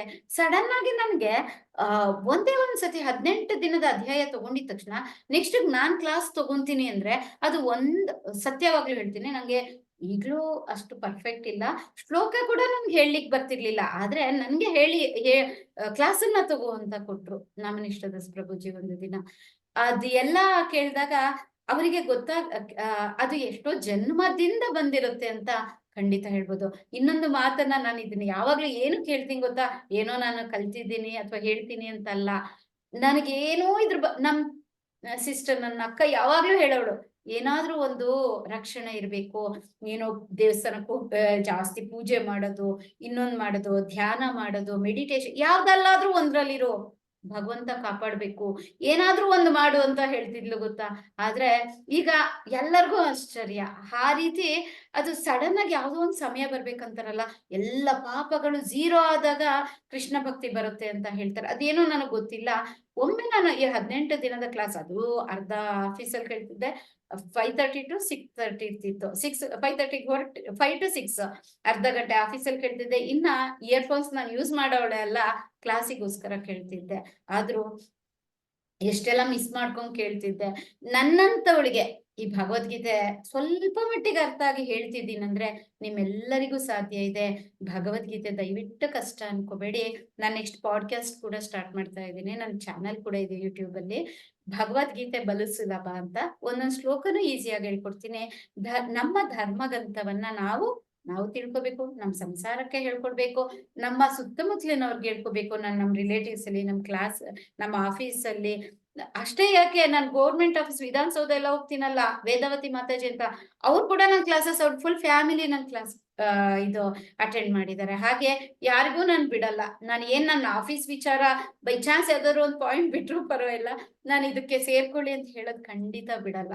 ಅದಕ್ಕೆ ಆದಷ್ಟು ಕೃಷ್ಣ ಪ್ರಜ್ಞೆಯನ್ನ ಸಾರಿ ಶ್ರೀಲ ಪ್ರಭುಪಾದರಿಗೆ ಹತ್ತಿರವಾಗಿ, ಅವರು ನಿಜವಾಗ್ಲೂ ಭಗವಂತನ ಹತ್ತಿರ ಹೋಗ್ಲಿಕ್ಕೆ ನಮಗೆ ರಹದಾರಿಯನ್ನ ಕೊಡ್ತೀನಿ ಅಂತ ಅವರೇ ತಿಳಿಸಿದ್ದಾರೆ. ಹಾಗಾಗಿ ನಮ್ಗೆ ಒಂದು ವರ, ಗುರು ಶಿಷ್ಯ ಪರಂಪರೆಯಿಂದ ಶ್ರೀಲ ಪ್ರಭುಪಾದರ ಮಾರ್ಗದರ್ಶನದಿಂದ ಆ ಒಂದು ಕರೋನಾ ನನ್ಗೂ ಕೂಡ ತುಂಬಾ ತೊಂದರೆಯನ್ನ ಕೊಟ್ಟಿದೆ. ಇಲ್ಲ ಅಂತ ನಾನು ಹೇಳಲ್ಲ, ಮನಸ್ಸನ್ನ ನಾನು ಯಾವತ್ತೂ ಮರೆಯಕ್ಕಾಗಲ್ಲ, ಅಷ್ಟು ತೊಂದರೆಯನ್ನ ಮಾಡಿದೆ. ಆದ್ರೆ ಕರೋನಾದಲ್ಲಿ ನನಗೆ ಆಗಿದೆ ಅಂದ್ರೆ, ಕರೋನಾ ಟೈಮಲ್ಲಿ ಕ್ಲಾಸಸ್ ಆಫೀಸ್ ಇರ್ಲಿಲ್ಲ ಅಂತ ಕೆಲವೊಂದು ದಿನ ನಾನು ಆನ್ಲೈನ್ ಅಲ್ಲಿ ಈ ಲಿಂಕ್ ನ ಜಾಯಿನ್ ಆಗಿದ್ದಕ್ಕೆ, ಅಂತ ಟೈಮಲ್ಲಿ ನನ್ಗೆ ಈ ಒಂದು ಭಗವದ್ಗೀತೆ ನಾನು ಕಂಟಿನ್ಯೂ ಮಾಡ್ಲಿಕ್ಕೆ ಸಾಧ್ಯವಾಯ್ತು ಅಂತ ನಾನು ಹೇಳ್ಬೋದು. ಯಾಕೆಂದ್ರೆ ಆಗ ದೇವಸ್ಥಾನಗಳನ್ನೆಲ್ಲ ಮುಚ್ಚಿದ್ರು, ಆದ್ರೆ ಭಗವಂತನೇ ಮನೆಗ್ ಬಂದು ಒಬ್ಬೊಬ್ರಿಗೂ ಟೀಚಿಂಗ್ ಹೇಳ್ಕೊಟ್ರು. ಹೀಗೆ ಆಗ ಶುರುವಾದ ಈ ಒಂದು ಭಗವದ್ಗೀತೆಯ ಏನಂತಾರೆ, ನಾನು ಮೊದಲನೇ ಲೆವೆಲ್ ಫಸ್ಟ್ ಯೂತ್ ಬ್ಯಾಚ್ ತಗೊಂಡೆ, ಆಮೇಲೆ ಕಿಡ್ಸ್ ತಗೊಂಡೆ, ಆಮೇಲೆ ಅಡಲ್ಟ್ಸ್ ತಗೊಂಡೆ. ಹೀಗೆ ಮೊದಲನೇ ಹಂತ, 2ನೇ ಹಂತ, ಈಗ 3ನೇ ಹಂತದವರೆಗ ತಲುಪಿದ್ದೀನಿ. ನಿಮ್ಮೆಲ್ಲರಿಗೂ ಸಾಧ್ಯ ಇದೆ. ಇವಾಗ ಗೀತಾ ರಾಜು ಮಾತಾಜಿ ಹೇಳ್ತಿದ್ರು, ಅವರು 4 ವರ್ಷದಿಂದ ಮಂಗಳಾರತಿಯನ್ನು ಬಿಡದೆ ನೋಡ್ತಿದ್ದಾರಂತೆ. ರೇಣುಕಾ ಮಾತಾಜಿ ಹೇಳ್ತಿದ್ರು ದಿನ ಭಾಗವತಂನ ಕೇಳ್ತಾರಂತೆ. ಗೀತಾ ಮೋಹನ್ ಮಾತಾಜಿ ಹೇಳ್ತಿದ್ರು ದಿನವೆಲ್ಲ ಕ್ಲಾಸಸ್ ಕೇಳ್ತಾರಂತೆ. ಇವೆಲ್ಲ ನನಗಿಲ್ಲ, ನನ್ನ ಒಂದು ಏನು ಇಲ್ದಲೆ ಸ್ವಲ್ಪ ಮಟ್ಟಿಗೆ ನಾನು ಮಾಡ್ತಿದ್ದೀನಿ. ನೀವಿಷ್ಟೆಲ್ಲ ಮಾಡೋರು ನಿಜವಾಗ್ಲೂ ನೀವಿನ್ನ ಮುಂದುವರಿ, ಎಂತವ್ರಿಗೂ ಆಗುತ್ತೆ. ದಯವಿಟ್ಟು ಆದಷ್ಟು ಜನಕ್ಕೆ ಕೃಷ್ಣ ಪ್ರಜ್ಞೆಯನ್ನ ಹರಡಿ, ಅಷ್ಟೇ ನಾವು ಮಾಡ್ಬೇಕಾಗಿದ್ದಂತಹ ಕರ್ತವ್ಯ. ಜೊತೆಗೆ ಜಪವನ್ನ ಬಿಡದೆ ಮಾಡಿ ಅಂತ ಹೇಳಲಿಕ್ಕೆ ಇಷ್ಟಪಡ್ತೀನಿ. ಇವತ್ತು ಜಾಸ್ತಿ ಓದ್ಸಕ್ಕೆ ನಾನು ಹೇಳಿದ್ನಲ್ಲ ನಿನ್ನೆನೆ, ಕೃಷ್ಣಾಕರ್ಷಕ ನಾಳೆ ತಗೊಂತೀನಿ ಅಂತ. ಅವನನ್ನ ಆಕರ್ಷಣೆ ಮಾಡೋದ್ರಲ್ಲಿ ಎಲ್ಲ ಬಂದ್ಬಿಡುತ್ತೆ. ಈ ಒಂದು ಇದಕ್ಕಿನ್ನ ನಮ್ಗೊಂದು ಕ್ಲಾಸ್ ಬೇಕಾಗುತ್ತೆ. ಎಷ್ಟು ಹೇಳಿದ್ರು ಕೆಲವೊಂದು ಪಾಯಿಂಟ್ಸ್ ಮುಕ್ತಾಯ ಆಗಲ್ಲ. ಒಂದೊಂದು ನಾವು ಎಷ್ಟೊಂದು ಚಾಪ್ಟರ್ಸೇ ಮುಗಿಸ್ಬಿಡ್ತೀವಿ ಒಂದು ಕ್ಲಾಸಲ್ಲಿ. ಇವತ್ತು ಬಹಳಷ್ಟು ಜಾಸ್ತಿ ಆಯ್ತು ಅನ್ಸುತ್ತೆ ಉದಾಹರಣೆಗಳನ್ನ ಕೊಡ್ತಾ. ಇಲ್ಲಿ ಹೇಳ್ತಾರೆ ನೋಡಿ, ಭಕ್ತಿ ಸೇವೆ ಭಗವದ್ಗೀತೆ ಭಾಗವತಂನ ಕೇಳ್ತಾ ತಿಳಿತಾ ಅದ್ರ ಬಗ್ಗೆ ಯೋಚನೆ ಮಾಡ್ತಾ ಮಾಡ್ತಾ ಇರಂತವರಿಗೆ ಸುಲಭವಾಗಿ ಒಲಿಯುತ್ತೆ ಅಂತ ಶ್ರೀಲ ರೂಪ ಗೋಸ್ವಾಮಿ ಹೇಳಿದ್ದಾರೆ. ಇದನ್ನ ಅರ್ಥ ಮಾಡಿಕೊಳ್ಳಿ. ವಿನಾಯಕ್ ನಾಯಕ್ ಪ್ರಭುಜಿ ಹರೇ ಕೃಷ್ಣ ಓದಿ ಮೇಲಿನ ಹೇಳಿಕೆಗೆ ಅಲ್ಲಿಂದ. ನಿಮ್ಗೆ ಪರವಾಗಿಲ್ಲ ಅಂದ್ರೆ ಒಂದ್ 15-20 ನಿಮಿಷ ಕಂಟಿನ್ಯೂ ಮಾಡ್ತೇನೆ. ಎಲ್ಲರಿಂದ ಒಂದೊಂದು ಪ್ಯಾರಾ ಓದಿಸಿ ಒಂಚೂರು, ಇಲ್ಲ ಅಂದ್ರೆ ಬೇಕಿದ್ರೆ ನಾಳೆ ಕಂಟಿನ್ಯೂ, ಹೇಗಂದ್ರೂ ಪರವಾಗಿಲ್ಲ. ಹರೇ ಕೃಷ್ಣ. ನಾವು ಓದ್ಲರಿ ಮಾತಾಜಿ. ನೆಕ್ಸ್ಟ್ ಓದಿ ಮಾತಾಜಿ. ವಿನಾಯಕ್ ಪ್ರಭುಜಿಗೆ ಹೇಳಿದ್ದೀನಿ, ಅವ್ರು ಓದಿದ ತಕ್ಷಣ ನೆಕ್ಸ್ಟ್ ನಿಮ್ಗೆ ಕೊಡ್ತೇನೆ. ಹರೇ ಕೃಷ್ಣ ಮಾತಾಜಿ. ಹರೇ ಕೃಷ್ಣ. ಮೇಲಿನ ಹೇಳಿಕೆಗೆ ಪುಷ್ಟಿ ನೀಡಲು ಪೂರ್ವದ ಆಚಾರ್ಯರು ನೀಡಿರುವ ಪ್ರಮಾಣ ಸದೃಶ ಮಾತುಗಳಿವೆ. ಪೂರ್ವದ ಪಂಡಿತರ ಸಾಮಾನ್ಯ ಅಭಿಪ್ರಾಯದಂತೆ ಒಬ್ಬ ವ್ಯಕ್ತಿಯು ತನ್ನ ನಂಬಿಕೆಗಳು ಹಾಗೂ ಜಿಜ್ಞಾಸೆಗಳ ಅಡಿಯಾಳಾಗಬಹುದು. ಈ ವ್ಯಕ್ತಿಗಿಂತ ದೊಡ್ಡ ತರ್ಕ ಪಂಡಿತನೊಬ್ಬನು ಅವನ ನಂಬಿಕೆಗಳನ್ನು ತೊಡೆದು ಹಾಕಿ ಬೇರೊಂದು ಸಿದ್ಧಾಂತವನ್ನು ಅವನಲ್ಲಿ ನೆಡುತ್ತಾನೆ. ಹೀಗೆ ವಾದ ವಿವಾದವು ಎಂದಿಗೂ ಕ್ಷೇಮದ ಅಥವಾ ನಿರ್ಣಾಯಕ ಮಾರ್ಗವಾಗುವುದಿಲ್ಲ. ಆದ್ದರಿಂದ ವ್ಯಕ್ತಿಯು ಪ್ರಮಾಣಭೂತರ ಹೆಜ್ಜೆಗಳನ್ನು ಅನುಸರಿಸಿ ನಡೆಯಬೇಕೆಂದು ಶ್ರೀ ಮದ್ಭಾಗವತವು ಹೇಳುತ್ತದೆ. ಅವರು ರಚಿಸಿರುವ ಕೃತಿ ಭಕ್ತಿ ರಸಾಮೃತ ಸಿಂಧುವಿನಲ್ಲಿ ಶೀಲ ರೂಪ ಗೋಸ್ವಾಮಿಯವರು ಭಕ್ತಿ ಸೇವೆಯ ಸಾಮಾನ್ಯ ಲಕ್ಷಣಗಳನ್ನು ವರ್ಣಿಸುತ್ತಾರೆ. ಭಕ್ತಿ ಸೇವೆಯನ್ನು ಸಾಧನ ಭಕ್ತಿ, ಭಾವಭಕ್ತಿ ಮತ್ತು ಪ್ರೇಮ ಭಕ್ತಿ ಎಂದು 3 ವಿಭಾಗಗಳಾಗಿ ವಿಂಗಡಿಸಬಹುದೆಂದು ಈ ಹಿಂದೆ ಹೇಳಿತ್ತು. ಈಗ ಶ್ರೀಲ ರೂಪ ಗೋಸ್ವಾಮಿಯವರು ಸಾಧನ ಭಕ್ತಿಯ ಲಕ್ಷಣಗಳನ್ನು ವಿವರಿಸುತ್ತಾರೆ. ಸಾಧನೆ ಅಥವಾ ನಿಲ್ಸ್ಲಾ ಮಾತಾಜಿ. ಧನ್ಯವಾದ. ಧನ್ಯವಾದ ಮಾತಾಜಿ. ಹರೇ ಕೃಷ್ಣ. ಹರೇ ಕೃಷ್ಣ. ಇಲ್ಲಿ ಹೇಳ್ತಾರೆ, ಏನಾಗುತ್ತೆ ಗೊತ್ತಾ, ನಾವೊಂದು ಹೇಳ್ತೀವಿ, ಇನ್ನೊಬ್ರು ಇನ್ನೊಂದು ಸಿದ್ಧಾಂತ ಹೇಳಿ ಇದು ಸರಿ ಇಲ್ಲ ಅದ್ ಸರಿ ಇಲ್ಲ, ಆತರ ಎಲ್ಲ ವಾದ ವಿವಾದ ಮಾಡ್ತಾ ನಾವೇನಾದ್ರೂ ಕಂಡಿಡಿಯಕ್ ಹೋದ್ವಿ ಅಂತಂದ್ರೆ ಅದು ವಾದ ವಿವಾದಗಳಲ್ಲೇ ಮುಳುಗೋಗ್ಬಿಡುತ್ತೆ. ಅದಕ್ಕೆ ನಾವ್ ಯಾವಾಗ್ಲೂ ಏನ್ ಮಾಡ್ಬೇಕು, ಪ್ರಮಾಣೀಕೃತ ಅಂದ್ರೆ ನಮ್ಮ ಧರ್ಮ ಗ್ರಂಥಗಳಲ್ಲಿ ಬರ್ದಿರುತ್ತೆ, ಅದರ ಆಧಾರ ಫೌಂಡೇಶನ್, ಅದರ ಮೇಲೆ ಏನಂದ್ರೆ ಅಡಿಪಾಯ, ಆ ಅಡಿಪಾಯದ ಮೇಲೆ ಗಟ್ಟಿಯಾಗಿ ನಿಲ್ಲಿರ್ತಕ್ಕಂಥ ನಮ್ಮ ಧರ್ಮಗ್ರಂಥ ಪುರಾಣ ಪುಣ್ಯ ಕಥೆಗಳನ್ನ ನಾವು ನಂಬಿ ಅದರ ಮೇಲಿರ್ತಕ್ಕಂಥ ಪ್ರಮಾಣಭೂತರ ಉನ್ನತ ವ್ಯಕ್ತಿ, ಮಹಾನ್ ವ್ಯಕ್ತಿಗಳ ಹೆಜ್ಜೆಗಳನ್ನು ಮಾತ್ರ ನಾವು ಅನುಸರಿಸಿ ನಡಿಬೇಕೆ ಹೊರತು ಅದು ಶ್ರೀಮದ್ ಭಾಗವತದಲ್ಲಿ ಹೇಳುತ್ತೆ. ಅವ್ರು ಹಂಗ ಹೇಳಿದ್ರು ಇವ್ರು ಹೆಂಗ್ ಹೇಳಿದ್ರು ಅದು ವಾದ ವಿವಾದ ಮಾಡ್ತಾ ಕೆಲವೊಬ್ರು ನಾವು ಹೋಗಿ ಹೇಳ್ತೀವಿ, ಇಲ್ಲ ಅದ್ ಹಿಂಗೆ ಹಿಂಗೆ ಅಂದಾಗ ನಾವು ಅರ್ಥ ಮಾಡ್ಕೊಂಡ್ಬಿಡ್ಬೇಕು. ಅವ್ರಿಗಿನ್ನ ಜನ್ಮಗಳು ಬೇಕು, ಅವ್ರಿಗಿನ್ನ ಸಮಯ ಬರ್ಬೇಕು ಅಂತ ನಾವು ಹಿಂದೆ ಸಾಕ್ಬಿಡ್ಬೇಕು, ಆಯ್ತು ಅನ್ಬೇಕು, ಸುಮ್ಮನಾಗ್ಬೇಕು, ಅದ್ರ ಬಗ್ಗೆ ಅವ್ರ ಹತ್ರ ಹೇಳಿಕ್ ಹೋಗ್ಬಾರ್ದು. ಆ ರೀತಿ ಇಲ್ಲಿ ಹೇಳ್ತಾ ಇದ್ದಾರೆ. ಅಷ್ಟೇ ಅಲ್ಲ, ಇಲ್ಲಿ ಭಕ್ತಿ ಸೇವೆ, ಸಾಧನಾ ಭಕ್ತಿ, ಭಾವಭಕ್ತಿ, ಪ್ರೇಮ ಭಕ್ತಿ ಅಂತ ಭಕ್ತಿ ಸೇವೆನ 3 ಭಾಗ ಮಾಡ್ತಾರೆ. ಅದರಲ್ಲಿ ಸಾಧನಾ ಭಕ್ತಿಯ ಲಕ್ಷಣಗಳನ್ನ ವಿವರಿಸ್ತಾರೆ ಇದರಲ್ಲಿ ರೂಪ ಗೋಸ್ವಾಮಿ ಅವರು. ಪ್ರಭಾವತಿ ಮಾತಾಜಿ ಓದಿ. ಹರೇ ಕೃಷ್ಣ. ಸಾಧನೆ ಅಥವಾ ರೂಢಿ ಎಂದರೆ ನಮ್ಮ ಇಂದ್ರಿಯಗಳನ್ನು ವಿಶಿಷ್ಟ ಕಾರ್ಯವೊಂದರಲ್ಲಿ ತೊಡಗಿಸುವುದು ಎಂದರ್ಥ. ಆದ್ದರಿಂದ ಸಾಧನ ಭಕ್ತಿ ಎಂದರೆ ನಮ್ಮೆಲ್ಲರ ಇಂದ್ರಿಯಗಳನ್ನು ಕೃಷ್ಣ ಸೇವೆಗಾಗಿ ಬಳಸುವುದೇ ಆಗಿದೆ. ಕೆಲವು ಇಂದ್ರಿಯಗಳು ಜ್ಞಾನ ಸಂಚಯಕ್ಕಾಗಿ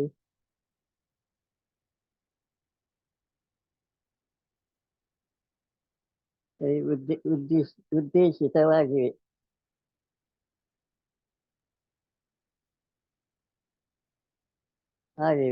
ಕೆಲವು ಇಂದ್ರಿಯಗಳು ಜ್ಞಾನ ಸಂಚಯಕ್ಕಾಗಿ ಉದ್ದೇಶಿತವಾಗಿ, ಮತ್ತೆ ಕೆಲವು ನಮ್ಮ ಆಲೋಚನೆ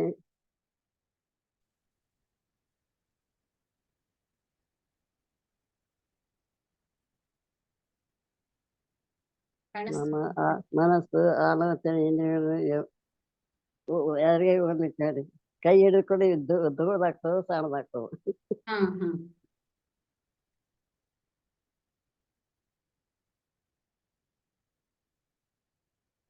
ಕಾಣಿಸ್ತಿದೆ ಮಾತಾಜಿ? ಯಾರಿಗಾರೆ ಹೇಳಿ ಓದಕ್ಕೆ ಅದೇ ಶ್ರೀನಿವಾಸ. ಪ್ರಿಯಾಂಕಾ ಮಾತಾಜಿ ಓದಿ ಹರೇ ಕೃಷ್ಣ.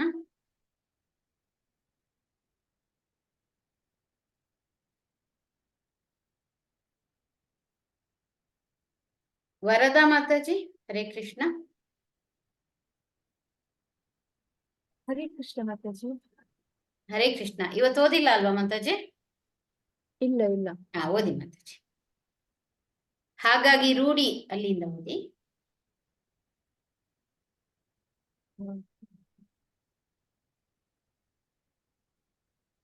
ಹಾಗಾಗಿ ರೂಢಿ ಎಂದರೆ ನಮ್ಮ ಮನಸ್ಸು ಹಾಗೂ ಇಂದ್ರಿಯಗಳನ್ನು ವ್ಯಾವಹಾರಿಕ ಭಕ್ತಿ ಸೇವೆಗಾಗಿ ಬಳಸುವುದು ಎಂದಾಯಿತು. ಯಾವುದೋ ಕೃತಕವಾದದ್ದೊಂದನ್ನು ಉತ್ತಮಪಡಿಸಿಕೊಳ್ಳಲು ಮಾಡುವ ಕಾಯಕವು ರೂಢಿಯಲ್ಲ. ಉದಾಹರಣೆ, ಮಗುವೊಂದು ನಡೆಯಲು ಕಲಿಯುತ್ತದೆ ಅಥವಾ ಅಭ್ಯಾಸ ಮಾಡಿಕೊಳ್ಳುತ್ತದೆ. ಮಗುವಿನ ಈ ನಡೆಯಲು ಪ್ರಯತ್ನಿಸುವ ಕ್ರಿಯೆಯು ಅಸ್ವಾಭಾವಿಕವಾದುದಲ್ಲ. ನಡೆಯಬಲ್ಲ ಸಾಮರ್ಥ್ಯವು ಮೂಲತಃ ಮಗುವಿನಲ್ಲಿದೆ.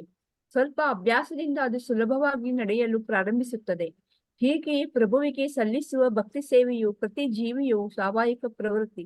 ಅನಾಗರಿಕರಾದ ಕಾಡು ಜನರು ಕೂಡ ಪ್ರಾಕೃತಿಕ ನಿಯಮಗಳು ತೋರಗೊಡುವ ಅದ್ಭುತಗಳಿಗೆ ಗೌರವ ಪೂರ್ವಕವಾಗಿ ನಮಿಸುತ್ತಾರೆ. ಯಾವುದೊಂದು ಅದ್ಭುತದ ಹಿಂದೆಯೂ ಪರಮೋನ್ನತವಾದುದೊಂದಿದೆ ಎಂಬುದನ್ನು ಗಮನಿಸುತ್ತಾರೆ. ಎಂದ ಮೇಲೆ ಈ ಪ್ರಜ್ಞೆಯು ಐಹಿಕ ಕಲುಷಿತದಿಂದ ಆವೃತರಾದವರಲ್ಲಿ ಸೂಕ್ತವಾಗಿರುತ್ತದಾದರೂ ಪ್ರತಿಯೊಬ್ಬ ಜೀವಿಯಲ್ಲಿ ಇರುವುದಂತೂ ಹೌದು. ಆ ಪ್ರಜ್ಞೆಯು ಶುದ್ಧವಾದಾಗ ಅದನ್ನು ಕೃಷ್ಣ ಪ್ರಜ್ಞೆ ಎಂದು ಕರೆಯುತ್ತಾರೆ. ಹರೇ ಕೃಷ್ಣ ಮಾತಾಜಿ, ಧನ್ಯವಾದಗಳು. ಇಲ್ಲಿ ಮೊದಲನೆಯ ಭಕ್ತಿ ಸೇವೆಯ ಒಂದು ಭಾಗವನ್ನು ಇಲ್ಲಿ ಹೇಳಿದ್ದಾರೆ, ಸಾಧನಾ ಭಕ್ತಿ.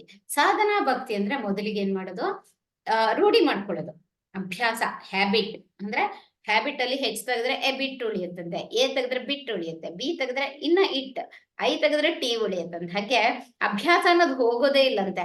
ನಾವು ಅಭ್ಯಾಸ ಒಳ್ಳೆಯದ್ರಲ್ಲಿ ಭಗವಂತನ ಜೊತೆ ನಾವು ಸಾಧನೆಯನ್ನ ಶುರು ಮಾಡ್ಬಿಟ್ರೆ, ಅಭ್ಯಾಸ ರೂಢಿ ಮಾಡ್ಕೊಂಡ್ಬಿಟ್ರೆ ಅದೇನಾಗುತ್ತೆ, ನಮ್ಮಿಂದ ಬಿಟ್ಟು ಹೋಗೋದಿಲ್ಲಂತೆ. ಇಲ್ಲಿ ಹೇಳ್ತಾರೆ, ನಮ್ಮ ಇಂದ್ರಿಯಗಳನ್ನು ವಿಶಿಷ್ಟ ಕಾರ್ಯವೊಂದರಲ್ಲಿ ತೊಡಗಿಸುವುದು ಅಂದ್ರೆ ಕೃಷ್ಣ ಸೇವೆಗೆ ಬಳಸುವುದು. ಯಾರು ಆ ರೀತಿ ಮಾಡ್ತಿದ್ರು ಹೇಳ್ತೀರಾ? ಇಂದ್ರಿಯಗಳನ್ನ ಕೃಷ್ಣ ಸೇವೆಗೆ. ಅಂಬರೀಷ್ ಮಹಾರಾಜರು ಮತ್ತೆ ಹೌದು, ಅಂಬರೀಷ ಮಹಾರಾಜರಿಗೆ ಇಂದ್ರಿಯ ನಿಗ್ರಹಿಸುವ ಸಮಯನೇ ಬರ್ಲಿಲ್ಲಂತೆ. ಯಾಕೆ ಅಂದ್ರೆ ಯಾವಾಗಲೂ ಅವೆಲ್ಲ ಕಣ್ಣು, ಕಿವಿ, ಮೂಗು, ನಾಲಿಗೆ, ಚರ್ಮ ಎಲ್ಲ ಕೃಷ್ಣನ ಸೇವೆಗೆ ಇತ್ತಂತೆ. ಹಾಗಾಗಿ ಕೆಲವು ನಮ್ಮ ಆಲೋಚನೆ, ಭಾವ, ಸಂಕಲ್ಪ ಇವೆಲ್ಲ ಭಗವಂತನಲ್ಲಿ ನಾವು ಕೇಂದ್ರೀಕರಿಸಿ ಮನಸ್ಸು, ಇಂದ್ರಿಯಗಳನ್ನ ಭಕ್ತಿ ಸೇವೆಯಾಗಿ ಬಳಸಬೇಕು. ಯಾವುದೋ ಒಂದು ವಿಚಾರ ಇಲ್ಲಿ ಹೇಳ್ತಾರೆ, ಯಾವುದೋ ಕೃತಕವಾದದ್ದನ್ನು ಉತ್ತಮಪಡಿಸಿಕೊಳ್ಳುವ ಮಾಡಲು ಕಾಯಕವು ರೂಢಿಯಲ್ಲ. ನಾನು ನಿನ್ನೆ ಹೇಳಿದ್ನಲ್ಲ, 35 ವರ್ಷ ಕಷ್ಟಪಟ್ಟು ನೀರಿನ ಮೇಲೆ ಮುಳುಗದಂತ ನಡೀಲಿಕ್ಕೆ ಪ್ರಯತ್ನ ಪಟ್ಟನಂತೆ. ಅಂತವದ್ದೆಲ್ಲ ಏನು ಪ್ರಯೋಜನವಿಲ್ಲ. ಮ್ಯಾಜಿಕ್ ಮಾಡೋದ್ ಕಲಿತಾರೆ. ಅದಕ್ಕಿಂತ ನಾವೇನ್ ಮಾಡ್ಬೇಕು, ಈಗ ಒಂದು ಮಗು ಅಂದ್ರೆ ನಾನ್ ನಿಮ್ಗೆ ಹೇಗೆ ಹೇಳ್ದೆ, ಆಲ್ರೆಡಿ ನಮ್ಗೆ ಎಷ್ಟೋ ಜನ್ಮದಿಂದ ಭಗವದ್ಗೀತೆ ಗೊತ್ತಿದ್ರೆ ಮಾತ್ರ ಈ ಜನ್ಮದಲ್ಲಿ ನಮ್ಗೆ ಭಗವದ್ಗೀತೆ ಅರ್ಥ ಆಗತ್ತೆ. ನೀವೆಲ್ಲರೂ ಅಷ್ಟೇ, ನಾನಂತಲ್ಲ, ನಾನ್ ನಿಮ್ಗೆಲ್ಲ ಸೇರಿ ಹೇಳ್ತಿರೋದು. ಭಗವದ್ಗೀತೆ ಅಷ್ಟು ಸುಲಭವಾಗಿ ಯಾರಿಗೂ ಅರ್ಥವಾಗುವುದಿಲ್ಲ. ಗುರು ಪರಂಪರೆಯಿಂದನೇ ಬರ್ಬೇಕು, ಕೃಷ್ಣನ ಕೃಪೆ ಕೂಡ ಇರ್ಬೇಕು. ಭಗವದ್ಗೀತೆ ನೀವು ಇವಾಗ ಹೆಜ್ಜೆ ಇಟ್ರಿ ಅಂದ್ರೆ ಎಷ್ಟೋ ಒಂದು ಇದಕ್ಕೆ ಎಷ್ಟೋ ಹಂತಗಳಾಗಿ ಎಷ್ಟೋ ಜನ್ಮಗಳನ್ನ ನೀವು ಪಡೆದಿರ್ತೀರಾ. ಅದು 1 ಜನ್ಮ ಇರ್ಬೋದು, 2 ಇರ್ಬೋದು, ಅಥವಾ ಇದೇ ಮೊದಲ ಜನ್ಮ ಇರ್ಬೋದು, ಅಥವಾ ಸಹಸ್ರಾರು ಜನ್ಮಗಳನ್ನ ಪಡೆದು ಬಂದಿರ್ಬೋದು. ಆದರೆ ನಾವು ಬಹಳಷ್ಟು ಜನ್ಮಗಳಲ್ಲಿ ಮಿನಿಮಮ್ 5-6 ಜನ್ಮದಲ್ಲಿ ಕೃಷ್ಣ ಪ್ರಜ್ಞೆಯಲ್ಲಿ ಇದ್ರೆ ಮಾತ್ರ ನಾವು ಕೃಷ್ಣ ಪ್ರಜ್ಞೆಗೆ ಇಲ್ಲಿ ಬರ್ಲಿಕ್ಕೆ ಸಾಧ್ಯವಾಗುತ್ತಂತೆ. ಭಕ್ತಿ ಸೇವೆಯಲ್ಲಿ ಇದ್ರೆ ಮಾತ್ರ ಕೃಷ್ಣ ಪ್ರಜ್ಞೆಗೆ ಬರ್ತೀವಂತೆ. ಇಲ್ಲಿ ಒಂದು ಮಗು ನಡೆಯೋದನ್ನ ಕಲಿಯುತ್ತೆ. ಆದ್ರೆ ನಡೆಯಕ್ಕೆ ಸಾಮರ್ಥ್ಯ ಮಗುಗಿಲ್ಲ ಅಂತಲ್ಲ, ಕೈ ಹಿಡ್ದು 1-2 ದಿನ ನಡೆದ್ರೆ ಅದ್ ನಡ್ಕೊಂಡು ಹೋಗ್ಬಿಡುತ್ತೆ. ಅದ್ರ ಬರುತ್ತೆ, ಅಭ್ಯಾಸ ಇರಲ್ಲ, ಗೊತ್ತಿರಲ್ಲ, ಆ ಭಯ ಇರುತ್ತೆ. ಹಾಗೆ ನಾವು ಮಾಯೆಯನ್ನ ಕಳಿಸ್ಲಿಕ್ಕೆ ಕೃಷ್ಣ ಪ್ರಜ್ಞೆ, ಇದಕ್ಕೆ ಮುಖ್ಯವಾಗಿ ನಮ್ಗೆ ಕೃಷ್ಣ ಪ್ರಜ್ಞೆ ನಮ್ಗೆ ಬಹಳಷ್ಟು ತೊಡಕುಗಳಿರುತ್ತೆ ಕೃಷ್ಣ ಪ್ರಜ್ಞೆಯಲ್ಲಿ. ಆದ್ರೆ ಕೃಷ್ಣ ಪ್ರಜ್ಞೆಯಲ್ಲಿ ನಮ್ಮನ್ನ ಮುನ್ನಡೆಸೋದು ಯಾವ್ದು ಹೇಳಿ? ಹರೇ ಕೃಷ್ಣ. ಕೃಷ್ಣ ಪ್ರಜ್ಞೆ ನಾವು ವಿಚಲಿತರಿಲ್ಲದೆ ಕಂಟಿನ್ಯೂ ಮಾಡ್ಬೇಕು, ಅದ್ರ ಆಳಕ್ಕೆ ಹೋಗ್ಬೇಕಂದ್ರೆ ನಮ್ಗೆ ಸಹಾಯ ಮಾಡೋದು ಯಾವ್ದು ಹೇಳಿ? ಭಕ್ತರ ಸಂಘನ ಮಾತಾಜಿ. ಹರೇ ಕೃಷ್ಣ. ಅದು ಕೂಡ ಹರೇ ಮತ್ತೆ ಕೃಷ್ಣ ಮಹಾಮಂತ್ರ ಮಾತಾಜಿ. ಹರೇ ಕೃಷ್ಣ ಮಹಾಮಂತ್ರ. ಹರೇ ಕೃಷ್ಣ ಮಹಾಮಂತ್ರ. ಧನ್ಯವಾದ ಮಾತಾಜಿ. ಸರಿ, ಯಾವಾಗ ನಾವು ಜಪವನ್ನ ಮಾಡ್ತೀವಿ ಆವಾಗನೇ ನಮ್ಮ ಪಾಪಗಳು ಹೋಗ್ತಾ ಹೋಗುತ್ತಂತೆ, ನಮಗೆ ಉನ್ನತ ಕೃಷ್ಣ ಪ್ರಜ್ಞೆ ಭಕ್ತಿ ಎಲ್ಲ ಬರ್ತಾ ಹೋಗುತ್ತಂತೆ. ನಾವು ಹರೇ ಕೃಷ್ಣ ಮಹಾಮಂತ್ರವನ್ನ ಉಚ್ಚರಿಸುವಾಗ ಅಲ್ಲಿರ್ತಕ್ಕಂಥ ಇರುವೆ, ಕೀಟ, ಕ್ರಿಮಿ ಕೀಟಗಳು ಕೇಳಿದ್ರೆ ಅವಕ್ಕೆ ಜನ್ಮವು ಮುಕ್ತಿ ಅಂದ್ರೆ ಅದರ ಜನ್ಮ ಬೇಗ ಅದರ ಆಯಸ್ಸು ಏನು ಅದು ಜನ್ಮ ಪಡೆದಿರುತ್ತೋ ಆ ಒಂದು ಪನಿಷ್ಮೆಂಟ್ ಅಂತ ಮನುಷ್ಯ ಜನ್ಮ ಮಾತ್ರ ಅವಕಾಶ ಕೊಡೋದು ಭಗವಂತನ ಬಗ್ಗೆ ತಿಳ್ಕೊಳ್ಳಿಕ್ಕೆ. ಬೇರೆ ಎಲ್ಲ ಪ್ರಾಣಿ ಪಕ್ಷಿಗಳಿಗೆ ಪಾಪ ಪುಣ್ಯ ಇಲ್ಲ, ಹುಟ್ಟೋದು ಸಾಯೋದು. ಆ ಕಷ್ಟವಾದ ಕ್ರಿಯೆಗಳನ್ನ ಭಗವಂತ ಕಡಿಮೆ ಮಾಡ್ತಾನಂತೆ, ಅವರಿಗೆ ಪುಣ್ಯ ಬರುತ್ತಂತೆ, ಅವರಿಗೆ ಕೃಷ್ಣ ಪ್ರಜ್ಞೆ ಬರುತ್ತಂತೆ. ಇನ್ನು ನಾವು ಅದೇ ಹೇಳ್ತಕ್ಕಂತಹ ನಮಗೆ ಎಷ್ಟು ಸಹಾಯಕಾರಿಯಾಗ್ಬೋದು ಅಲ್ವಾ? ಹಾಗಾಗಿ ಹರೇ ಕೃಷ್ಣ ಮಹಾಮಂತ್ರವನ್ನ ಜಪಿಸುವುದು ಬಹಳಷ್ಟು ಮುಖ್ಯ. ಹಾಗಾದರೆ ಸಾಧನಾ ಭಕ್ತಿ ಅಂದ್ರೆ ಏನು ಅಂತ ತಿಳ್ಕೊಳ್ಳೋಣ. ಯಾರು ಓದಿಲ್ಲ? ಮಂಜುಳಾ ಸುಮಿತ್ರಮ್ಮ ಮಾತಾಜಿ ಓದುದ್ರ?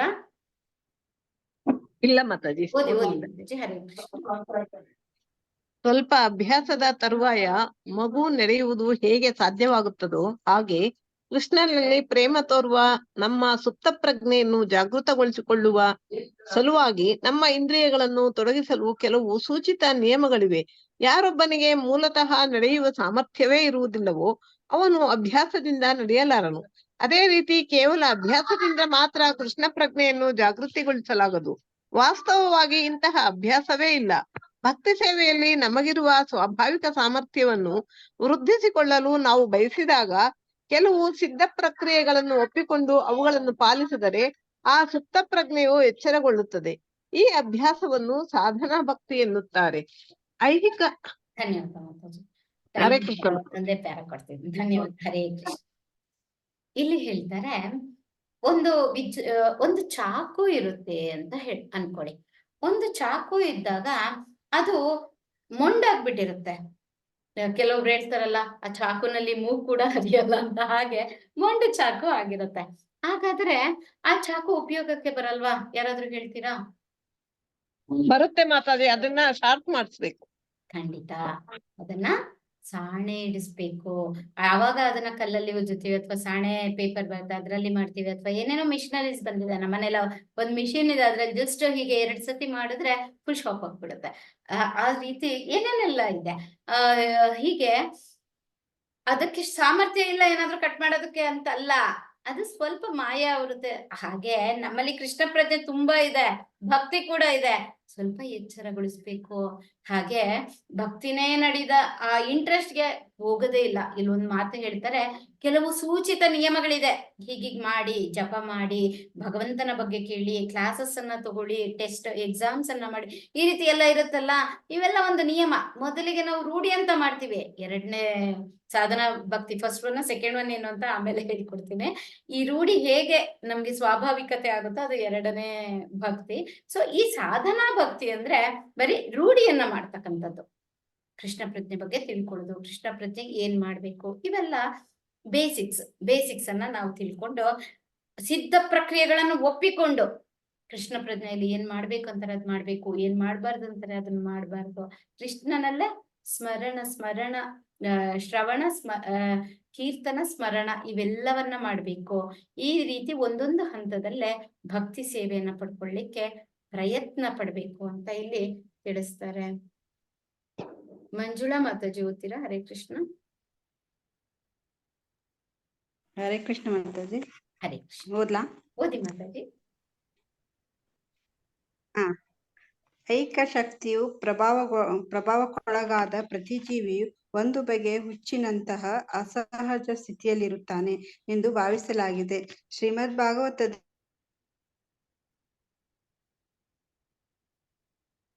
ಹುತಾತ್ಮನು ಬುದ್ಧಿ ಭ್ರಮಣೆಗೊಳಗಾದವನು